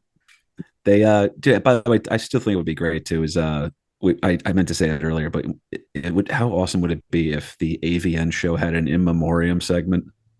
Oh, dude, I've done jokes. That'd be 30 minutes. Dude, it would be the greatest thing ever. Because that's the other one too. I was thinking about with Casey Anthony is that she goes to a slutty Halloween party in Daytona or wherever she was from and takes the slutty costume photo. Where that photo is on her, like on court TV, covering her dead child's case. And you're like, what, dude, you had no clue social media was going to be able to make that shit happen. And then now, like you said too, what I used to wait until my parents were asleep at 2 a.m. with the mute button on to go look at the Scrambled Spice Channel. I could go Google that right now. Or I'll be honest, I go look at my bed. I got a gorgeous girlfriend here waiting for me. Good for you, buddy. You're She's crushing it. she's real pretty. She actually is a Pornhub search come to life. But that's what great. happens when you rescue people from the Ukraine. You know what I mean? Is that where your girl's from? No, but she's so pretty that I tell people she is, so that they'll just stop. They think it's Where'd a 90 you guys day meet? thing. Comedy. Really? You crushed so hard you yeah, that's the best, bro. I got so lazy when I was getting off stage. I was just like, I'm not gonna hit on anybody. I'm just gonna see who's interested in me. I just, check the offers. Go fold your arms in the corner and be like, thanks for coming. Thanks for coming. Oh, thank you. No, it really means a lot. Appreciate it. But dude, let me ask you something. So I've been like, I for a long time stopped performing in the comedy clubs in Hollywood. I don't like Hollywood. I would throw Hollywood in the ocean if I could. But I'm starting to go back, thinking about going back because I've been doing these shows, bro. And like I've been laying into people. And people are laughing. So I'm wondering if political correctness on the internet is behind what people really feel. I think I'm gonna start putting in again to these comedy clubs and just as long as it's a dark room, because you're so right, dude. On everybody. That's why you're so right about the dojo, man. It's got to be a dark room, and it has to be a place for you to relax. It's a decompression chamber, man. That's what it should be. We're going to take it's so terrifying that you can play a role in a movie, like Johnny was saying. You can play a role in a movie, and people are telling you, well, that's what you really are. There's supposed to be some fuck around room, man. That's all we're looking for. So, and by the way, I do think you should go back there because people do want that. It's if the lights are too bright and the girl you're on a date with doesn't know you well enough or doesn't have a sense of humor, if she's there to write an article instead of have a good time with you out at a comedy club, then those are the kind of people that need to get kicked out of comedy clubs. Unfortunately, they discovered blogging and ruined all of our lives. But I also think people are over this shit. I think there's been so much hypocrisy illuminated that people realize that none of this is real. None of this stands for anything. Yeah, that's one thing. When Biden got elected, I was like, oh fuck, all right, the foot's coming off the boot is coming off our throat now. We're gonna be like, I'm not loving this dude, but like at least the culture war is gonna go a little quiet right now because those people are their bloodlust have been satiated. So you're gonna get some things back. I think it's starting to lose its grip because everyone's starting to realize that everything we were sold is hypocritical. Like it's not real. And that conspiracy theorists were right as much as they don't want to admit it, but secretly they're like like we told everybody BLM was a Marxist fucking organization. Yeah. And turns out that those women who started were just scumbags. It said on their website. It said on their website. Like how can you be a black person behind BLM when BLM's own website says our goal is to destroy the family unit? And you're like, that's why we're where we are right now, because the powers that be destroyed our family unit. They threw our fathers in jail for a crack that they shipped in. They shipped it in, they sold us the crack, and then they arrested us for buying their crack and threw us in their jails. It was all systematic. And now it's being done to middle-class whites through fentanyl. Yep. That's the war. Everyone's blaming China for this fentanyl thing, which I'm not saying they don't have a hand in, but shit only gets in if people want it to get in. And this is where we are right now.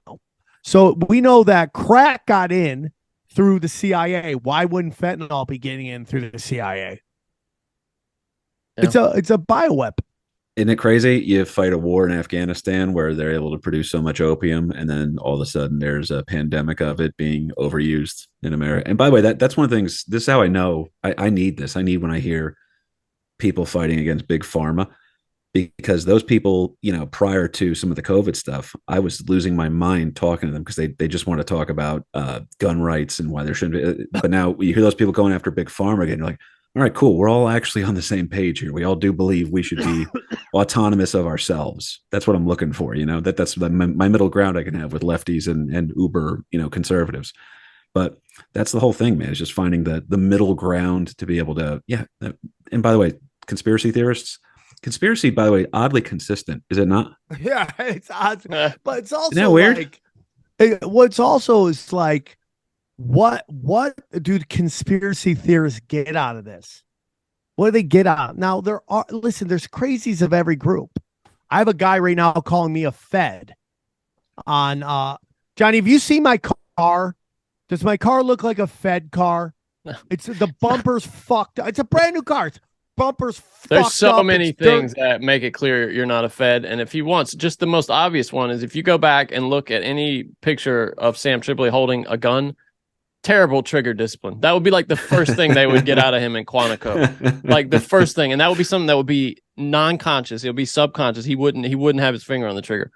It's so dumb. He's the most detailed fake ever. Like you're the most detailed undercover agent in the history of the planet. What I've discovered is like people think you're undercover if you're happy and successful. That seems to be the biggest indicator that you're a controlled opposition, where you're a happy person but it's just kind of hilarious. So you could have anybody say anything, and I do believe they flood us with just limited hangouts, crazy people. It's just so we don't know if we're coming or going. So there's always going to be crazy people, but for the most part, people like Jimmy Dore, the Gray Zone, all these people that that are out there, like putting information out at a cost, which has cost them friendships, connections in their industry, all that stuff. Yeah, they've made some money because they've been brave enough to kind of power through it. But at the end of the day, it's like there's a big cost. Like Jimmy Dore's talked about constantly. All of his friends he came up with don't talk to him. They just don't talk to him because they're upset. And it just sucks, right? I mean, it just sucks. But why would he do that? Why would he be laying this all like what do I get out of this? Like, if I was a guy who's so full of shit, wouldn't you think 7 years in December will be 7 years? If my batting average was 200, would anyone listen to this podcast? No. Nobody would listen to it because I would destroy my brand. I'm right. Now, do they get mad at me about certain things? Yeah. Do I allow people that are on the fringe to come in here and talk? Yeah, I love that shit. The weirder, the better. That's my whole thing. Yeah, you're allowed to have some fun, by the way, too. I mean, this doesn't all have to be doom and gloom. Correct. Right. So, I mean, all my friends think I'm a crazy person. I don't get asked to do their podcasts anymore.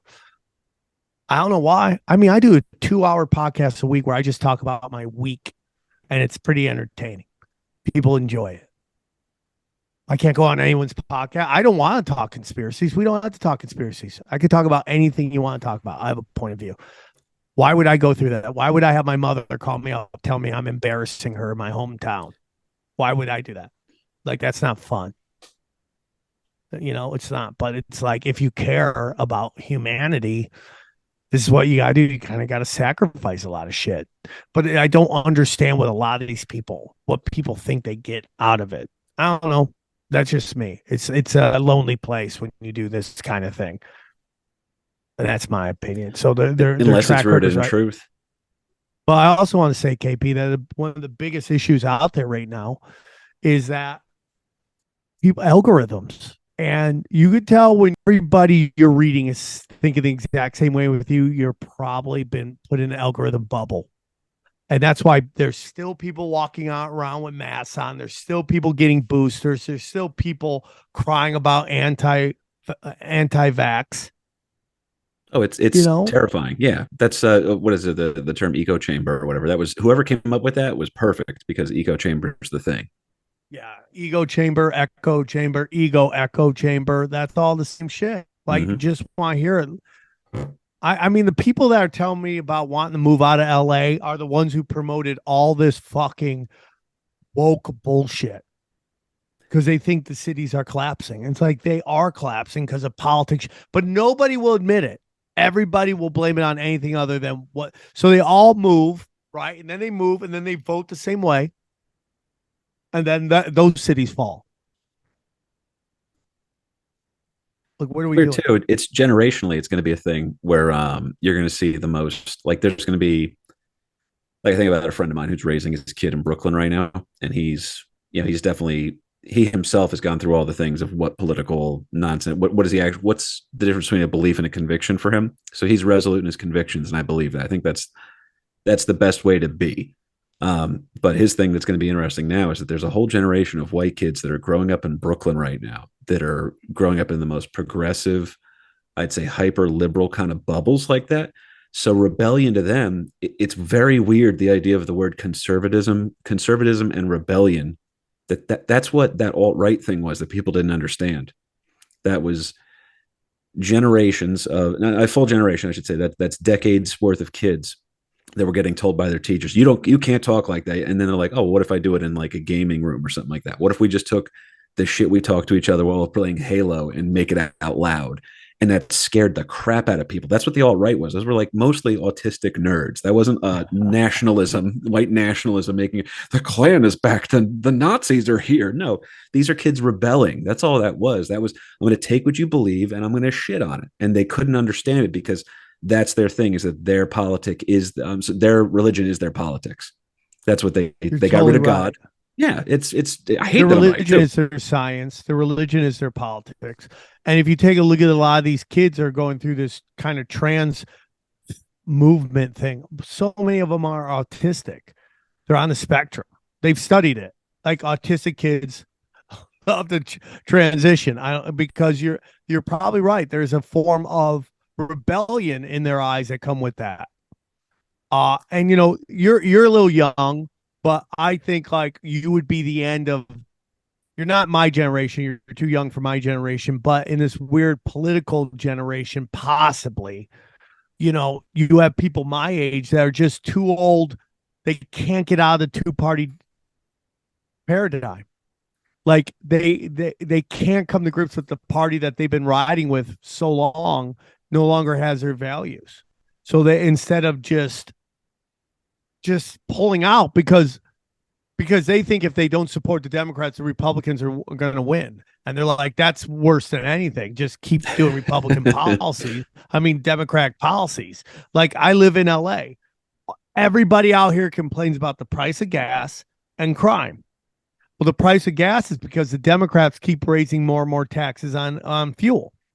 And the price and crime is high because there's this notion that these people are only committing crimes. I think the notion is that they're committing crimes because they're being the focus of law enforcement, right? That's the view, I think, that they aren't doing anything. It's just they're victim of racism. So if we take away the law enforcement and the crime, they won't commit crime. Well, we've seen in spectacular fashion that's not true at all.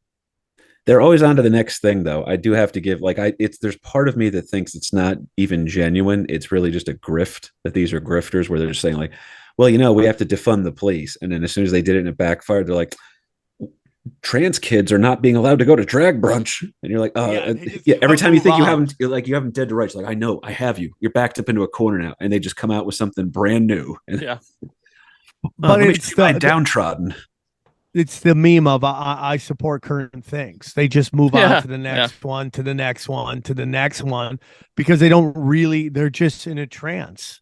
Oh, and my favorite too is they love the Russia-Ukraine thing. They're loving that because finally they have a white bad guy again. Yeah, they love that shit. Well, did you hear that Hollywood hates making bad guys anything but white? Which is crazy because that Guardian of the Galaxy, the bad guy was black. I couldn't believe it. Like, you very rarely see that. A couple Marvel movies do that, right? Like Ant-Man, the bad guy was black. Do you remember 24? What's that? Did you remember Yeah. 24? When 24 was like the height, man, it was almost absolutely predictable that, and it accidentally was very racist. But the original villains in almost every season, it was always be like some sort of a Middle Eastern guy or somebody from the Balkans. And then at the very end, they're like, who was the villain all along? The military industrial complex and this white senator with liver spots on his hands. And that was always who was the bad guy. It almost became racist on accident because they were trying to be, again, that's my favorite thing when people try to do one thing. That's what comedy is, by the way. It's the unexpected intent, like the unexpected reaction to something. So they're trying to sit there and be like, well, it's not really these groups. They're being played by, the white men in the room. And then they're sitting there. And number one, that fed a lot of people who believe in conspiracies. That fed a lot of people like, there's no way this could really happen. And they read about it and find out, oh shit, like this really does happen.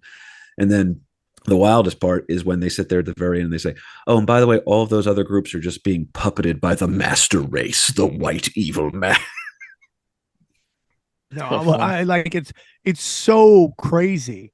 It's, and then there's some people that believe that 24 was predictive programming for Obama, that like it got everybody ready for a black president. And the actor was like, I'm the reason we got black president. Like he thought that. How much white guilt pussy do you think he got telling people like, I'm the reason there's a black president? Yeah, I bet, dude, I just really hope that every time he bangs a chick, he just says they're in good hands. That's all I want. Well, it's like you get into that. Like, I have a joke because I tried to help a guy that was a black guy that was getting hunted down by white cops. And they had him like guns drawn. And I like pulled up in my car next to him, told him to get the fuck down. Right. And then I realized the guns were pointed at me. And I'm like, you don't want to be a white guy shot by cops. Nobody, because when black guys get shot by cops, they burn down the city and the white chicks start slinging pussy everywhere. Right. Right. Do you like, dude, look at all the pictures at the end of BLM. It was all white women. Dude, there was a Black Lives Matter rally in my cousin's hometown, and she went to it. She's a wonderful person. She absolutely means well. But they were all in a park, and they were all on one knee doing the fist thing in the air. Dude, It looked like Zumba in the park, Sam. Yeah, that's what that joke. shit looked like a bad yoga class. Oh, like even it's worse. Just ridiculous. I used to find the black person at the BLM rally, and you couldn't do it. There's a picture. You have to really skewer, and it's like, you can't even do the joke I want to because people get quiet on it. It's like the one Burt Rice in the fucking right. Everyone gets fucking quiet and angry, but but I think people are like over all of that. I think people are starting to realize that everything is just them running psyops on you over and over and over and over again. And people are just over. I think the internet, I think people are starting to realize the internet is toxic. I think you're going to see people getting off the internet more than ever and maybe I just have hope. I find myself wanting to be on Twitter less and less. Oh, it's all being controlled less it's all being controlled more, which inspires less users. Like those things are all, you had freedom. Like I remember the free internet, man. And we watched it die in my own lifetime. I had AOL, CDs of like 900 minutes of time or something like that, hearing the dial-up sound being made. And then you watch it. There was a couple of hot years, it really ended the Bush administration. You had like real legit friggin' internet where you could find, by the way, and that is the thing, is that freedom has ugly qualities. Yeah. There's a lot of dark. Yeah. Absolute freedom means you could go become a heroin addict if you wanted to. You shouldn't. And there's other things you could do, but technically you could do that. But I totally agree. Yeah. The internet was a wild fucking place. And it's slowly, you're seeing the machine start to control it. And it's like, I didn't know this, but almost back to Patty Hearst.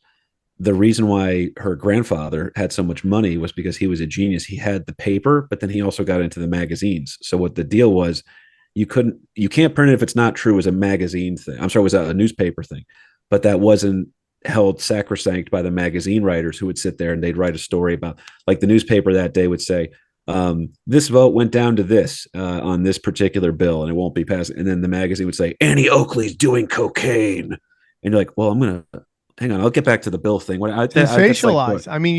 they jumped you on see it in YouTube. Like if you write a more sensational title to your video, you just get more clicks. Yeah. They have a name for that in journalism. It's called the curiosity gap. Is what they call it. They want you to, yeah, they have it's a way of writing headlines to ask a question. Basically, it used to be headlines were meant to be purely informative. They were trying to tell you something. And now they're trying to tell you as little as possible while getting you to click on the link. That's the whole intent of headlines now. There's been so many changes like that in journalism. Isn't there almost the opposite of that as well, in that they're almost trying to tell you everything you need to know in the title so that you don't even read it and you just go off and act like you read a title? You're like, oh, well, I think Obama a lot of people was the do most that. loved president. Doubles Trump, and everyone's just like, "Do you guys hear that Obama was the most loved president?" Like, I think he doubled Trump, and like nobody actually reads the article anymore. I could forward it to you. I'll forward it to you. If you're talking about organizations that don't profit from clicks, then maybe, yeah. But I mean, that does nothing for them if you just pass it. And a fucked up thing where they don't get to control the headlines anymore. Their profit matters. Go ahead. What do you mean? I'm sorry, man. You seem like you have knowledge on the thing, so I wanted to ask. I've been what was the question? Don't stroke his ego. I've been told that one of the major issues facing current journalists is that they don't have any say over the headline, that the editor gets to. Yeah, I mean, it's pretty much always, you could suggest a headline, but the editors are going to put whatever they want on top of it. Yeah. See, that's Bruce. So you write an actual, even about space. I mean, a lot of times it comes down to print space. Now on online, you can have a longer headline, but a lot of times you just get a headline based on print space and what looked nice on the page. But yeah, it's down to editors now. They're going to put whatever sells the story the best on there. Yeah. So you write a good legit piece and they're just like, hang on. All I heard was trans kids, drag queen, Bethesda, Maryland. I don't know why I went with that. Absolutely. Yeah. So it undermines the whole thing. So you can't even trust so I think that's what's happening too with the internet, is that we're seeing the corporations have come in. Dude, like I picture Vegas when the mob was running it. Effective, ugly. A lot of people disappeared, but now it's corporate Vegas and it's still there, but it's not what it was. It's way worse. It's way worse. When the mob ran everything, way better. Way better. That's sad. That's terrifying too, man. You hear like when the USSR collapsed and the Russian mob was running stuff over there, and you're like, I don't know. I think that was the good old days for them. I'm pretty sure that I think things are better then. That's funny. We have a fondness for 90s Russia. I don't know why. It was all of my Captain Planet, everything that I was informed. Captain Planet, Spies Like Us, every one of these movies wanted me to bang Russian chicks. That's what they wanted to instill in my brain. You should bang Russian women. Yeah. Listen, I have 3 chicks I will never, ever, ever engage with any at all. Married chicks, Russian chicks, underage chicks. Those are the 3. You stay away from them legally and karmically. And dude, like Russian chicks are like the hood rats of the white people, right? Like like if you don't marry a Russian within like 3 months, your pets go missing. Okay, they end up disappearing. Why don't you love me? You should marry me. Well, where's my dog? Why have you done with my dog? I'll let you know when you marry me. Please marry. They're like, they don't care, bro. I love Russians though; they're good people. Because they had. It's hard to give them. Imagine giving them white privilege. Like that's really difficult to sit there and say that, well, they got to enjoy their white privileges. They escaped from the fall of the czars and they were starved out and forced into the brutality of World War I. And then the communists came in and but they were really enjoying white privilege over there. Yeah. So that's why when they come here, they should be forced to pay into reparations for a system that was at least 50 years abolished upon their arrival. It's tough. It's tough to line that one up. I don't even hate the people asking for reparations, because if I could figure out a way for me to ask for reparations, I'd take that shot too. Why not? For sure. And I would go up there and I would be screaming about how, I mean, dude, if you had a shot to make 50 grand, you would be screaming to anybody that will listen that you deserve that 50 grand. Okay, let alone it's stupid 2 million. Until you see what we actually spend money on, and you're like, oh, we could afford this. Actually, that's not the worst way to spend this money. We're doing exactly. Exactly. It's kind of fucking nuts. It's funny how white has become, an amalgam of every culture that happens to have white skin now. You know what I mean? Because it used to be, I mean, the Irish hated the Italians, hated the we still do. English background, and now it's just everybody's white. You're right about that. It's just everybody's go white. Look at the Memorial Day post that I put up. My great uncle, which I'm named after, my father's named after him, and I'm named after him. My great uncle Sam, his last name on there is Tripoli, because Italians had to change their name because no one would hire them. They were, and there's literally videos on YouTube where when Italians became white. That's what it is. That's what you're talking about. And when was that? What's the point of the video? When was that? Post Sacco Vanzetti for sure. Yeah, is that Italians were considered less than people when they moved here, and they had to change their names to fit. Yeah, that's the part. That's the reason organized crime formed. You could blame it on that. They had to take care of themselves. Dude, 100%. It's Godfather too. I want to get into Russians, right? Like, it's so funny when you talk about the Holocaust, which is a weird way to introduce a topic of the Holocaust, is to say it's so funny about the Holocaust. But that just reminded me, Sam, one of my clips is about to hit 7 million views, but people say the numbers are inflated. Boom. Look at that. Bang, bro. But let's just say the Holocaust is what we were told it is. That's fine. I'm down with it. Like, Jews within political correctness is a protected class. You don't want to say anything about Jews. You don't want to criticize any Jews anytime, because any criticism of a Jew will lead to goose stepping. Is that the whole thing? It's like, and by the way, it's such an interesting thing because for a while there, I had friends of mine that were due 23andMe. And when they came back, any part Jew, they just celebrated. Like any little bit Jewish, they were just suddenly had a fiddle on a roof, right? And they were just running around, and like, it's so. You guys want to know what the weather's going to be today?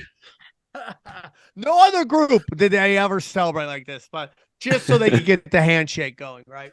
So, but the whole thing is that Jews have a protected class because of the Holocaust, and any jokes at any time about Jews will instantly lead to goose stepping, right? Okay, fine. You want to say that? I don't agree with that. It's my new bit called "Everybody's Retarded." Okay, and one of the people that Jews do retarded shit, just like every group does. And I go through the whole list. Everybody does retarded shit. Okay, stop telling me they're not retards. They're all retards. Okay. Turkey gets away with shit like nobody else because they've still never officially acknowledged the Armenian genocide, which I'm Irish. I'm adopted into an Armenian family. So that we had family members, my mother would tell stories about her grandmother and her great grandmother, and shit that happened to him. And I know Sam's got people in his family as well. Turkey just never admitted it. And it's this fucked up thing where it's like, if you never admit it, it's never, but Germany admitted it. And then they've just been the butt of every joke, and that's the ground zero for everything. Didn't recognize the Armenian genocide until politically it was good for them to do it, which is insane. I mean, that's just insanity. We're not recognizing the truth until it's Khazarians. I remember in high school going to the Turkish embassy in DC.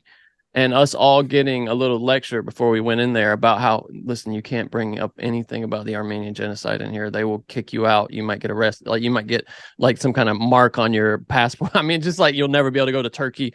They really tried to scare us about that, just about as kids bringing it up in the Turkish embassy. That's how big a deal that is for them. They brought up the random kids who weren't going to bring it up.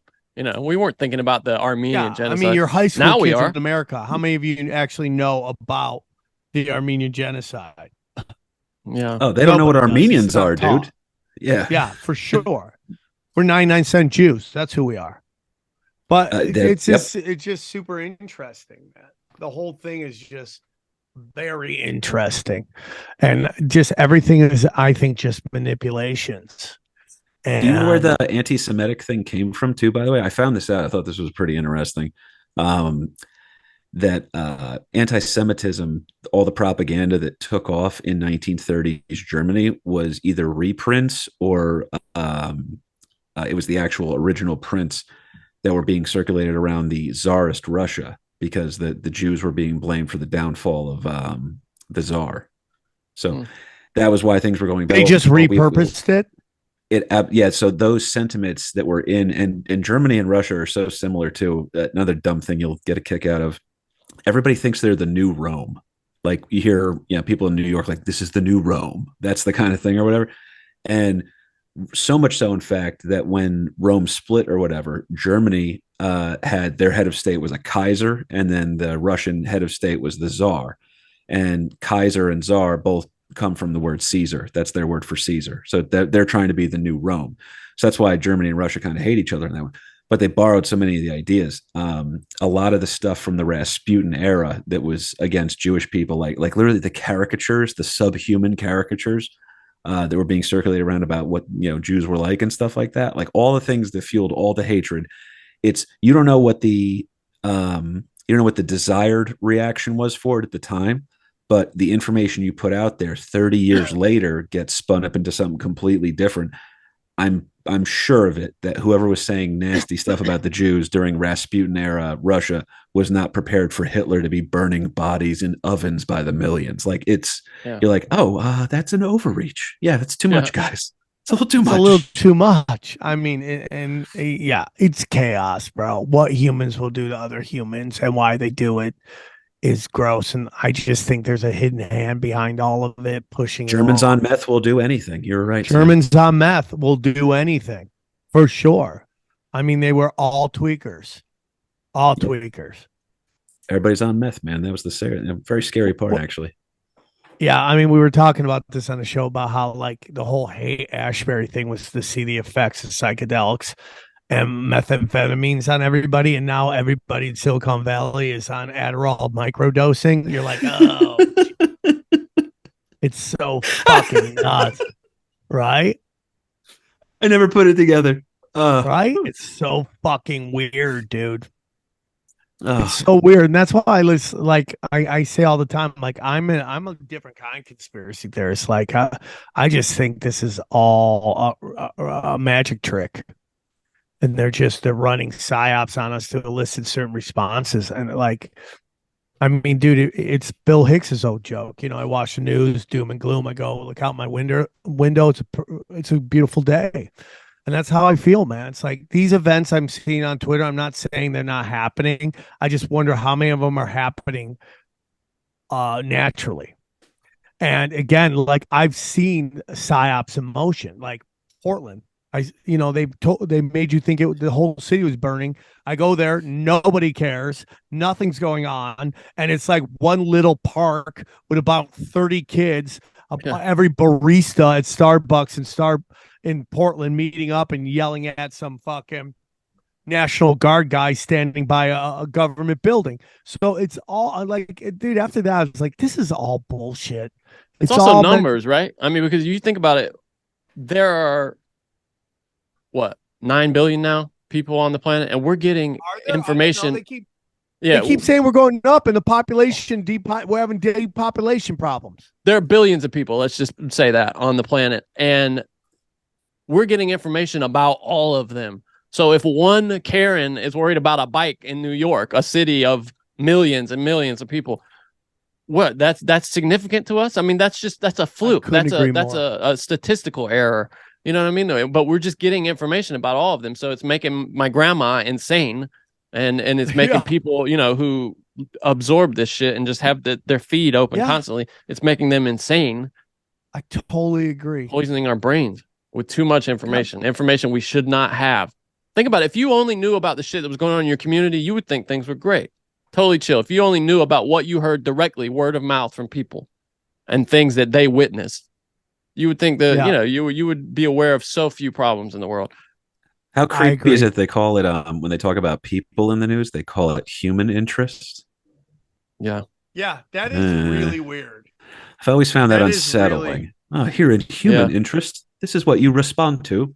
Yeah, that's funny. Yeah, and like human interest stories, you're like, isn't every story on your show a interest of humans? Like who are you? It's supposed to be. Yeah, you got to fix the computers at work. You have an Intel guy, right, or computer resource. You got somebody has to fix the humans at work. He's the human resources guy. Yeah. Which, by the way, IBM is replacing all of them with 8,000 jobs with AI, back office HR jobs. Oh my God. Isn't that straight from fucking that new Star Wars movie? What that new Star Wars show where it's like he was part of the Empire, then they brought him. What was that? What was that show that you were telling me about? Where he was part of the Empire and they're trying to rehabilitate him and he'd have to go meet with that one robot. They're like, do you have any angst? Oh, that was Mandalorian, right? Wasn't it? Was that last was season that Mandalorian? Yeah, No I think shit. so. What was it? Oh, no, that I mean, they're all running together now. It was either Mandalorian or Obi-Wan. I can't remember. Hold on. I don't know, man. And then I can't remember. And how long have you wanted to overthrow the Empire? Yeah, exactly. That's what they were asking. Do you have shit. any? Like, but it's like how it's like what it's like the old joke comedians used to do. Like, you go to the airport and they'd be like, "Has anyone given you any luggage that you didn't know?" It's like, how hard is it for a terrorist to lie right there? Be like, nobody's given me anything. I am fine. I apparently this is an Indian fucking terrorist, but you know what I'm saying, dude. It like doesn't. It's like it's just such a weird thing. It's so weird. I love that, dude. The human interest. Now we know. KP, you want to come on and talk about one thing, and we ended up talking about completely something else. It was Mandalorian, by the way. Just Mandalorian. Mandalorian. Okay. I gotta watch that shit. Yeah, I mean, dude, listen, I hate Disney, but man, when they hit right on a show, it hits right, bro. That's what you need, man. It has to justify. Guardians of the Galaxy was amazing. What'd you think? It was dark, though, right? What'd you think? You didn't think that was dark? Children in cages, animals being just fucking tortured the whole time? No, that's a children's movie, dude. That bad. I expect you would take kids to that movie. No, I wouldn't take the kids to the movie, but it's a kids movie. It's marketed as a kids movie. But like 13-year-old, I have 3-year-olds. Like they're not ready for that shit. Like, was it my God, Temple of Doom my stuff? daughter was watching the original Little Mermaid. She's like, "Oh no!" I was like, "Okay, this is too much already. Too much." Level. Yeah, like the hearts being taken out and shit like that. Yeah, it's about on that level, I would say. And that shit traumatized me as a kid. Temple of Doom. Oh, 100%. That shit traumatized me. Yeah, Spielberg says that one was that fucked him up. Was he didn't realize how dark of a movie he made. Meanwhile, that's actually the best Indiana Jones one. It is. Yeah. It did give it scared the crap. And by the way, that's why I loved Indiana Jones, because he fought those guys. That was the whole thing. That's the same thing of taking the darkness and giving me a little bit of light or levity towards something. Give me something to focus on. Yeah, give me some positive on a dark situation. Sounds like the new one sucks, huh? Dial of Destiny. I'm scared. Yeah, me too. Sounds like it's just trash. It sucks. Well, they cucked out every cool white guy like hero type. Yeah. Every single one of them. Like, and by the way, all they're allowed to do in their big final movie is die so that a girl can take their place. That's literally that. It sucks. That became a trope. But it's just like, and like people are just over it. I think people are over it. And then there's some great movies that are going to get swept into this diversity bullshit that people are just like, I'm over this. And it sucks because they're super talented and they're great products, but people aren't going to, we saw happen with the right. Like for a while there, every Vince Vaughn movie was getting panned as garbage. And then you would actually watch it and it was super funny. That one where he's the salesman, that movie made me laugh. Where he's like a traveling salesman. It was I like the one where him and Owen Wilson went to work at Google. Do you remember that movie? I don't even remember what it's about. The Interns or something. Yeah, The Interns. That was pretty funny too. He's good, man. But you read the reviews, worst thing ever. Garbage. Okay. That's what's going to happen with this diversity shit. You're going to have some great shit come out, but people are just going to assume it's diversity and they're fucked. Yeah. Well, got ran under. There's 3 movies that got, and the one isn't like the perfect example, but you can if you make a badass action movie, you can put like literally Mad Max Fury Road is written from the feminist theory, like their whole playbook is we are not things, we're women trying to escape toxic masculinity. Toxic masculinity is the bad guy, and it's only because when men go against that they can actually work together, and it's actually a total feminist movie. It's also extremely fucking good. It's excellent. I don't care that you're doing that stuff. I'm not so you're not pounding the message over the presentation. That's the whole thing. The other one that was killer that way was Wind River. Did you see Wind River? Either of you guys? Oh God, yeah, that's such a good movie. It was Yeah, fantastic. That was a great fantastic. Western that then teaches you like, oh Yes. wow, Native American women disappear at what rate? This is fucked up. Hang on, Oh, is that yeah, real? dude. That's one of my. we've That's done- Taylor Sheridan, right? That's one of my favorite films of the past decade. Honestly, What's his Wind River. name? The guy who Taylor played Sheridan, Hawkeye. right? Oh yeah, well I'm Um, talking about the creator though, but yeah, it's got Jeremy Renner in it. Yeah, He's the there you go. star. But I think that's a Taylor Sheridan, the guy who does like Yellowstone. I think he was the writer of that. Let me see. That makes sense. I don't know the writer, but I know that movie was epic. And then Yeah, Taylor Sheridan directed and wrote that. The guy who does Yellowstone. Yeah, and he's it's perfect. He's got it figured out. fantastic. That's how you tell it. Take the pulse of something and run with it. And He also it's, did Hell or High Water. Did you see that? That was another. Just Loved it. About kind of what it's like to be desperate and poor in rural America today. Another great Western. Oh yeah, Modern no, he West. kills it with that stuff. He What wrote was the that other one that was super woke that was actually great, or got written off as woke? Yeah, I mean, Sicario. Oh yeah, great movie. Sicario, because Especially it the had first one, yeah. Emily Blunt as the lead. They were like, oh, it's what, a woman in law enforcement. They don't think she can help, but then she finds a way to help. And you're like, no, it's actually a super fucked up, dark look Really at dark. at the difference between law enforcement and the bad guys, and really who's looking in the mirror, and the drug wars are fucked up, and how much of it is a domestic war and the border control thing. It's one of the most fascinating looks, everything, but people were CIA, dismissing it. illegal operations, yeah, all kinds of Oh stuff. yeah, they dismiss. Is the CIA? Are they good? Are we actually? Can we rely on them? Is what's his name? Josh Brolin. Is he a Brolin, good yeah. guy or a bad guy in this movie? And you're like, I'm not sure, but I'm compelled by him. But that got dismissed as like, oh, another woman action movie. And you're like, no, dude, this is not that dumb Charlize Theron movie where she. Beats I up love people that with a movie. shoe. I Which love one? that movie. Simpatico, is that what we're talking about? Sicario. Oh, Sicario. Sicario. Yeah, I love It's that amazing. It's really, the second one's not bad, but the first one is incredible. That's an excellent movie, and it got dismissed. It got thrown in with like the Charlize Theron stuff and the weird, I don't know, some movie where like Natalie Portman's beating people up or something. I don't Yeah, know. I mean, dude. It's another shit. Taylor Sheridan movie, by the way. Sorry, Which one? It Sicario? Sicario. He wrote it. Yeah. Yo, that guy fucking rules. is that. By the way, that scene where the kid is like puts a bullet in him, and then Benicio del Toro has to crawl his way back to fuck in the car. That's my comedy career, by the way. That's so funny. Right, that's my comedy career. Just like everyone put bullets in me. But it's like, yeah, man, it just sucks that all these great movies gets just swept out. Now, I'm going to tell you that I think acting is about to get better than ever.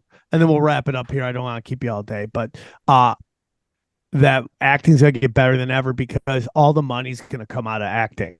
There's not going to be a lot of money in acting like it used to be because they're spreading it out over all these that nothing's going to get the numbers that it used to get to warrant the money they used to get paid. Like in my humble opinion, I don't think there'll ever be another Jerry Seinfeld ever. You mean a guy who I don't gets rich from syndication? I mean, there's no syndication, so it's not. There's no possible, right? syndication. And just there's no centralized place for people to go watch. Like, I haven't seen Succession. I need to watch it. It's great. But it's not the cultural phenomenon that maybe Game of Thrones was, right? No, it's as close as we can get to it now. But it is a show about. It's an awfully heady show. Like, I don't think a show that's that smart, that kind of talky, it's just mostly dialogue, is going to get a big following.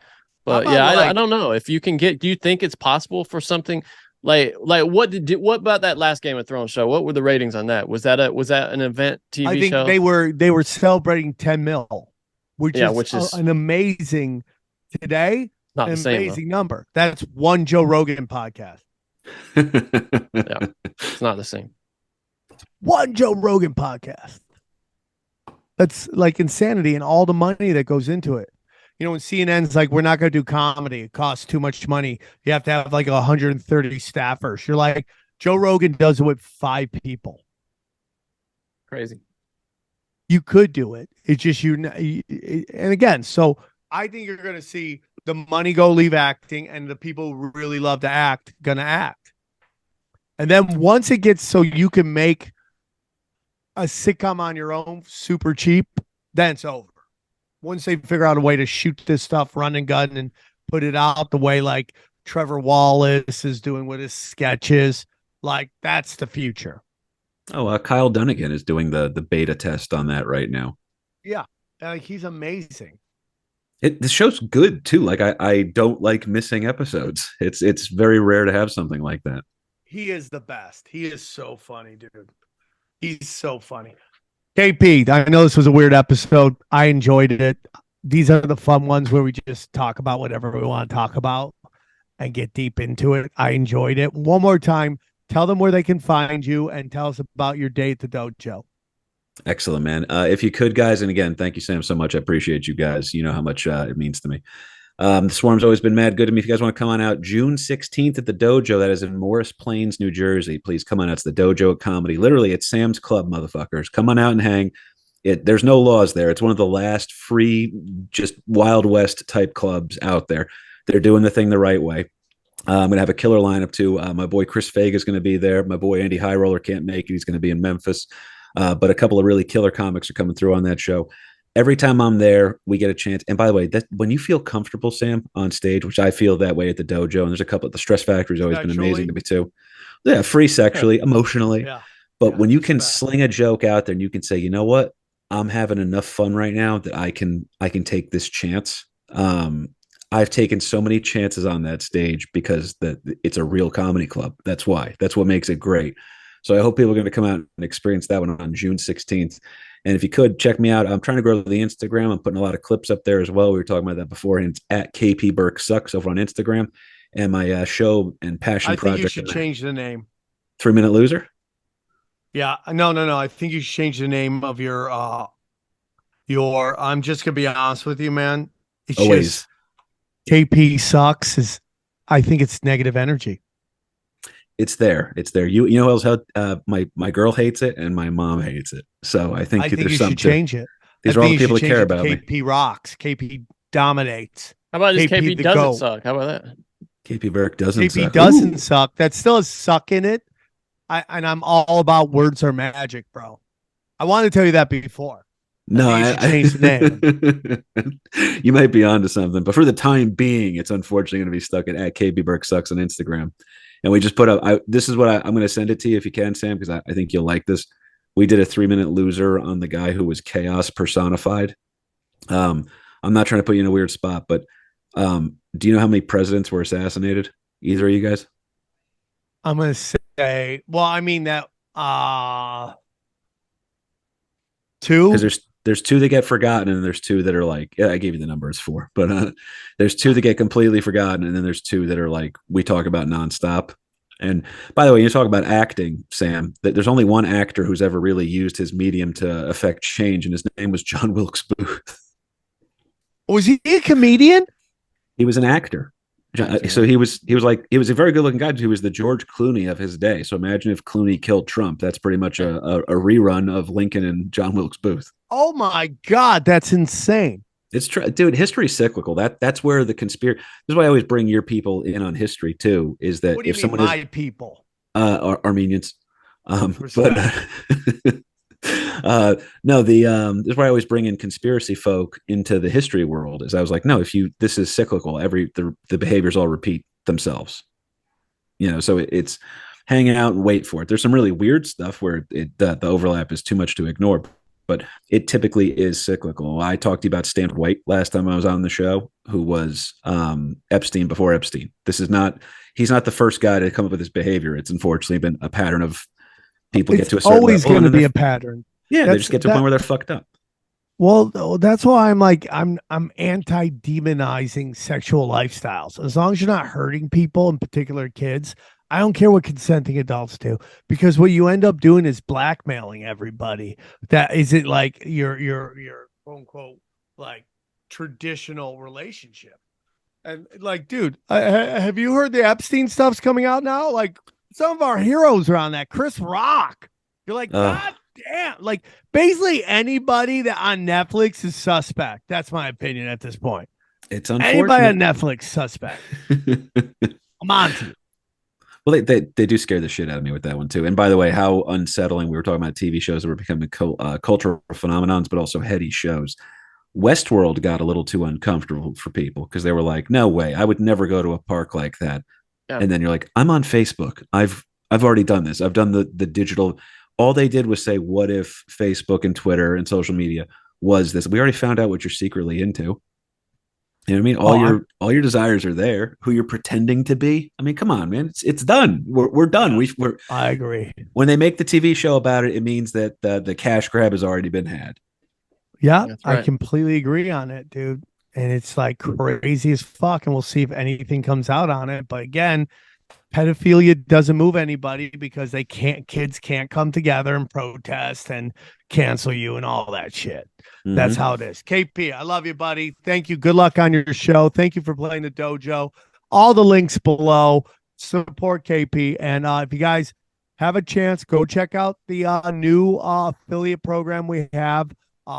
Check out the banner and then check out all these new episodes, all these sneak previews of episodes of other shows I do. I hope you guys enjoy it. And guys, please buy tickets to my live shows. I'll talk to you soon. Take care, everybody. Enjoy these clips. Here's a clip from the latest Broken Sim. But there it is. Watch this. Oh, I remember. Listen to this. Privileged, spoiled white man who had everything literally handed to him. He was handed 3 waterfront properties in Brooklyn within the backyard are docks, which he rents. And this was just inherited as generational wealth. He did not earn it. He just got it because my great-grandmother and grandmother left it to him when they died. Stop. Did she just... So how did your great-grandmother and your grandmother get it? Like, how do you think they got it? So I'm going to say she's mid-20s, right? Mid-20s. Maybe 30. Yeah. Early 30s, right? So her grandmother is most likely 60s, 70s. Yeah. Right? Maybe and her 70s, great-grandmother is probably 100. Well, we don't know if she's alive. Yeah. No. Meaning, I got you. Okay. From her age. What generation we're talking about? Right. Yeah. Now, do you think that at 100 years old, when she was around that age, that she was most likely bought those docks? Or do you think a man bought those docks? Oh, I got you. Yeah. Bought or built them. Yeah. Right. So here we go. But go on. Here, it's just who is she talking about, though? She's talking about her father. Her father. Okay. Yeah. Go on. I think Here, this man inherited 3 fucking properties. Not 1, not 2, but 3. He has never been homeless a day in his life. Stop. He has never been poor. I don't understand what she's talking Johnny, about. have you been homeless a day in your life? No. Yeah. I left at 18 years old my house, and I've been on my own since that. Yeah. I don't think being homeless is a sign of that. You have to be homeless to earn it, right? Like, yeah, no. Like, and that's kind of foreshadowing of later on this video. He's never sucked dick for cheeseburger a day in his life. Listen to her. He has never been unable to afford to eat or live on his own. My dad is also a predator, and my brother's mother was 17 and my father was 29 when he married her and got her involved in drugs, and she had to run away and escape him because he was so abusive and crazy. And my mother's a dumb side bitch who was fucking my dad while he was married to my brother's mother, and she thought she couldn't get pregnant, and they were doing drugs and drinking, and she got pregnant with my older sister, who was a sociopath, and because my sister had fetal alcohol syndrome, that's part of why she's a sociopath. She's just burning all the bridges, bro. Listen to her. Listen to what she's doing right now. Go on. We should say the whole time this is on screen, she's got a big headline that says "White Privilege" with 2 red exclamation marks. Listen to her. It's funny that I'm living out my car in Camden, New Jersey, one of the worst places in America, with my biracial daughter. Stop. Living her daughter. Her biracial daughter. Once again, it's like, what are you doing? What's the relevance of that? What is that? What is that? That's like your IMDb credit? Yeah. She should, they should be like the military. Get a little pin to go on your shoulder. This woman, it should be like half brown, half white pin that you put right here, when you have a biracial kid. Yeah. Just right, like the military, you know, like a Purple Heart. Yeah, right. If you've ever sucked a black dick, you know, they just have like a long brown. It's just pin that you put right hilarious, here. bro. If It's you've- just If you've hilarious. ever been with somebody who's trans, you know, you get like the pink and the blue right there. Yeah, or And just have a whole like. oh yeah, a whole- just some people all just the have a shit whole you're thing into. down. Yeah. Like Everything all the shit you're into. is. Go ahead. Go on. In shelters, living in poverty, working 7 days a week, working from 2 in the afternoon to 9 in the morning. If you're working 7 days a week and you're still living in your car, there's something else going on. But do you understand that? Like, what do you want? Like, what is the point of this video? So you have this family that, and this is what I say all the time, Johnny. Also, she's white. Where's her white privilege? Like, But it's also like I have this theory. Like, Johnny, if we didn't know anything about her, would you say she's hot? she's not bad. I think she's hot. Yeah, I mean, she's got that kind of that fits into my East Coast, upstate New York, badass bitch. Yeah, like fucking white trash, hot, right? Yeah. That's what I'm into, right? No, totally. I would say if I didn't know what she was talking about in this video, I'd be like, oh, what's this hot chick talking about? That's just me personally, right? She's your type. Yeah, Yeah, she's sure, right? Trash. Blonde, I love it. blonde and bring yeah. it, bring it, dog. So I would be. My theory is, Johnny. She smokes a lot of cigarettes, by the way. Yeah, by the way, you sound like Large Marge. Yeah. Would you just drop off a hitchhiker and tell him Large Marge sent you? Yeah. Right? But the whole thing is this is like, this is my theory. If you're a really hot chick, like a really hot chick, and I'd say she's pretty hot to me. She's that's aged herself a little bit by smoking too many cigarettes, I would say. Like the chick I grew up that was my first crush was a girl named Shannon Quinn. Shannon Quinn, shout out. Shout out Shannon Quinn. She's still super hot. Like that's what she looked like when she was young. Like when she was in school and I tried to hit on her and she goes, "No, I'm not dating you." When you were in school, she looked like she was 30. No, but she was so hot. Oh, I got you. Anyways, Johnny, but my whole theory is if you're a hot chick, right? Yeah, and your life is shitty, you've made some bad decisions. that's true. Yeah, for sure.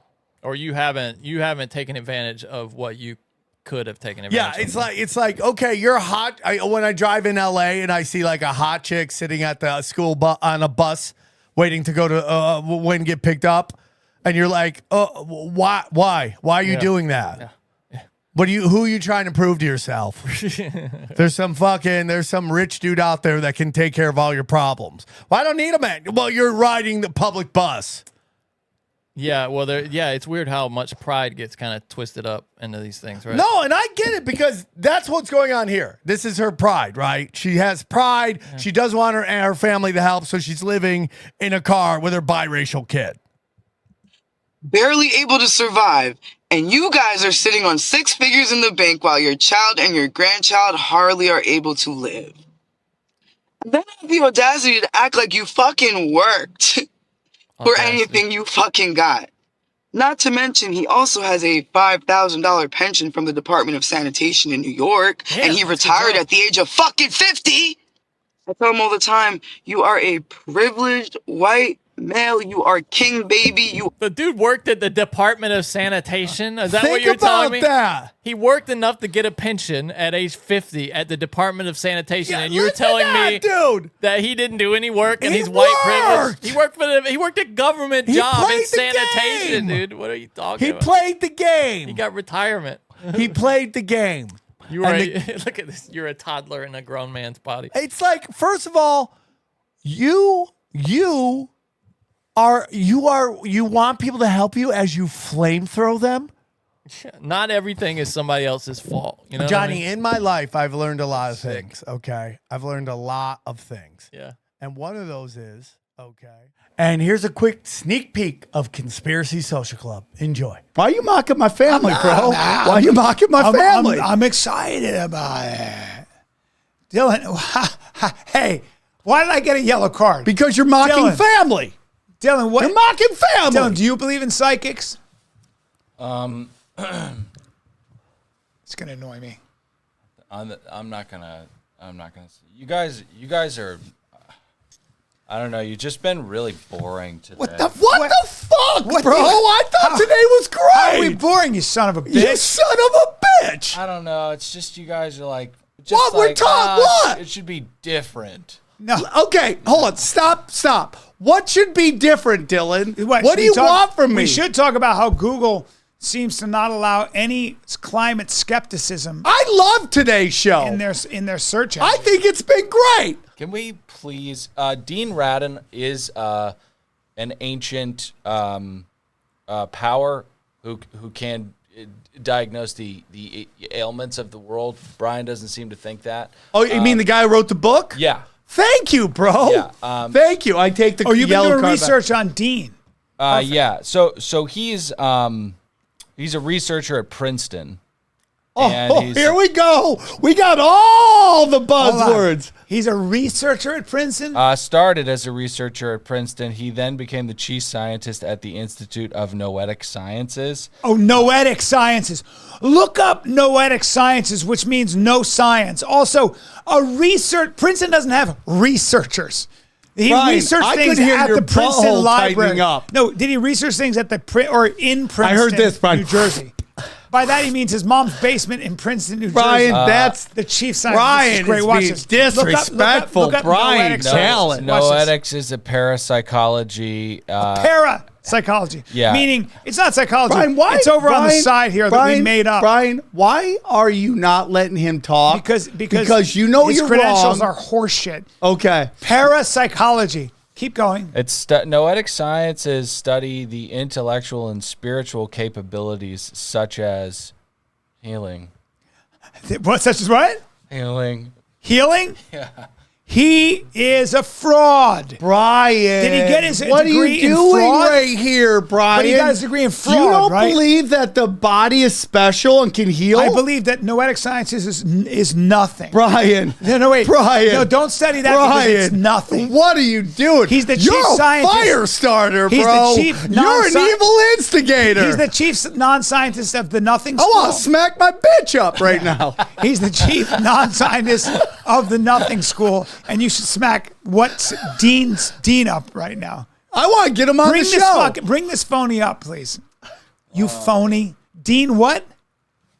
Brian. Brian, I'm In really my upset opinion, for you, Dean bro. Radin is a Brian, phony. you are just. I don't want to get sued. Brian, the mental gymnastics you have to do to sit there and be like, I respect Islam and religions and all that stuff, but you know, there's nothing special about the body. It can't heal itself through positive thoughts and energy. You're right. That I believe. That's all that guy's saying. But Dean said he's the chief scientist of what? You want to live in a world that is not mythopoetic, but you do think in those terms. Yeah, if I knew what the fuck he I just don't said call right myself there, I would the agree chief with him. scientist of Brian, noetic science. you are afraid. Is that the Noetic Brian, Science Institute? And You're where is afraid that? of the deep end of spirituality. No, I'm That's your afraid- problem. I'm afraid you of like people- kiddie pool Nope. politics That's and true. religion. That's No, true. Right? Yeah. 100%. Yeah. You love to put on your little floaties and hang out in the kids section Yeah. and be like, I'm a deep guy as Yeah. you talk to children, right? And you don't want to go to the deep end. With us spiritual warriors, Listen. us shaman, Yes. us fucking wizards fighting sorcerers all day, okay? Also, shut up about that, and also don't read that book. Yes. and also Dean, what's his name? Who cares? Dean, who cares? Who's the chief? You are non-scientist of nothing. spiritual midget. I don't want to say his You're name. a spiritual midget. I want you to blot out Bryan his last Callen, name. spiritual midget. That's your next special. I don't want to blot out his last name because I don't want to defame him. But this guy, I support him. I bought his book. I know. I want him on the show. I'd love to. Somebody get this reach guy. out to him. Tell him that Sammy T's a big fan. We'll get him on the show. Wait, when are we gonna have guests? By the way, he's the chief scientist of. He's the chief scientist of what? The Institute of Noetic Sciences. Can you look up the Institute of Noetic Sciences? I want to see where that is and how many members are in there. I love that. I got That'd it be right great. here. They're an American nonprofit, parapsychological research. Non-profit, institute. Brian. They're doing it for the love of the games. It was. Hey Brian. Yeah. Hey Brian. It was founded in 1973 by former astronaut Edgar Mitchell. Nope. Oh, Brian. Not true. Better. Oh, Brian. to think Oh, on now the you big gotta. things. Now Brian's got problems. Nope, that's also not true. You know, the high priest of space started this, Brian. What are you going to do now? That's also not true. Okay, Brian. They Also- conduct research on topics such as spontaneous remission, consciousness, alternative healing, consciousness-based healthcare, human potential, and psychic abilities. Yeah, Bryan. I like the first part of that. Okay. I like that All first right. part. Go back to that. Go back to that. Let's do one at a time. Hold on. Okay. They conduct research on topics such as spontaneous remission. That I love because it's true that even prayer and can reverse certain cancers, and they don't know why. I believe in spontaneous remission. What's the next one? Meditation. Meditation. Okay, absolutely you're in. has benefits. You're in. Absolutely. Okay, we're still in the kids' pool. Yep. We're still in the kids' pool. I like that. We're still wearing floaties. Go on. What's the next one? Consciousness. I like that. Okay, still. Consciousness might be We're the going a little deeper. We're in the 2 I'm feet right now. I'm warming to Dean. What's his last name? Psychokinesis. What is that? Yeah, there we go. That's a great question to ask. What is that? Psychokinesis might be nothing, but okay. Hypothetical psychic ability allowing a person to influence I a stopped listening. physical I stopped system. listening. I stopped listening. Why don't you listen, Bryan? That's nothing Bryan, and dumb. Bryan, here's the whole That's thing about nothing you. and dumb.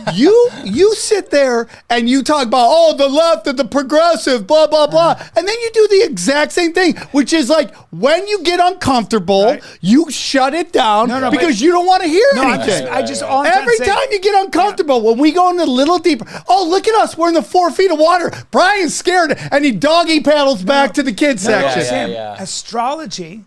Astrology, and Bryan, psychic stuff, that's nothing, right? No, it's not. But I'm no, I going to just get a think that numerologist on here. That's really nothing, ain't No, it? that's not. Those things That's are all really something. nothing. They are, Bryan. Aren't they? It's 100%. Maths, theoretical math is pretty magic. So you like some numbers sometimes and not numbers other times. No. There are numbers. Math is a discipline, very hard. The discipline that requires enormous mental by the energy. way, you remember the FBI guy when he gets his deep voice? That's why he's trying to be taken serious. Well, math. We know that math is a very, very rigorous, hard science. We also know that parapsychology is nothing. Don't waste your time on it because you'll get nothing in return. Do you not think that numbers are a divine language? Yes, they are, but not numerology. Well, is there no divinity in a divine language? Dude, then? I love you, Dylan. Sometimes I love you, sometimes I hate you. There is a divinity Thank you. to math. I am winning. Deep theoretical math because we benefit from math every day. Dylan, I ring this bell for thee. And I can measure the decibels that gives off.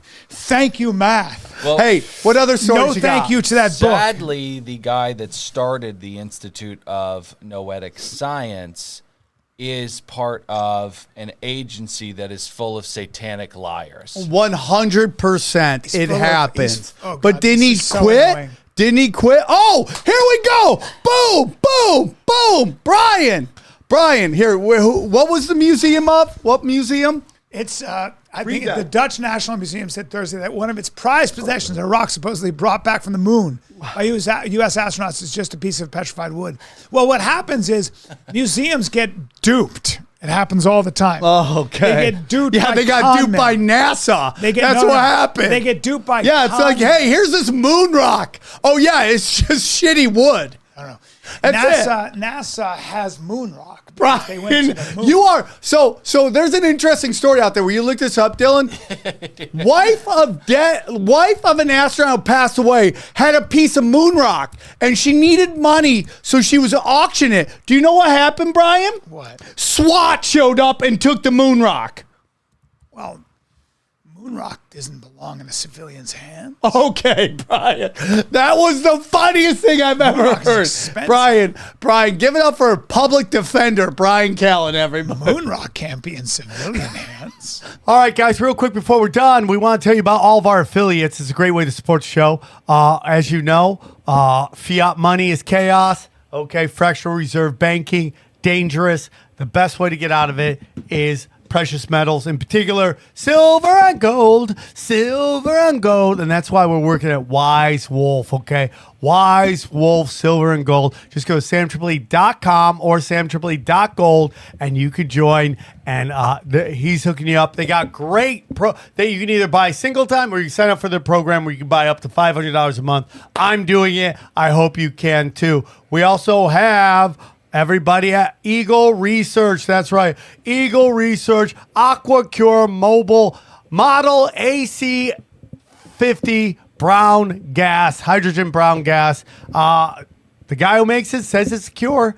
People are using it. Check it out. Just go there, use the promo code tinfoil hat, 3 words, and get a discount. Go back to the main page, Sam Tripoli. You will get you get a discount with the promo code tinfoil. And then our good friends over at Haley Ray CrystalShop.com. Go to the promo code is Swarm15. Get 15% off all your crystals, all your quartz, all you name it. What do we got here? Look at all this stuff. All this stuff, all the best. You can do it right there. It's all part of the best crystal shop on the internet. Jewels, bracelets, clusters, you name it. Oh, look at that. Look at that. Candles, you name it. You got it. Swarm15. Thank you for supporting the show. We love you. And thank you so much for your support. We go deep, homeboy. Aaron, open your mind. Drink from the fountain of knowledge. There's lizard people everywhere. That's some interdimensional shit. Wake up, Aaron. This is only the beginning. Dude, you just blew my mind. Tinfoil hat, tinfoil hat, tinfoil hat.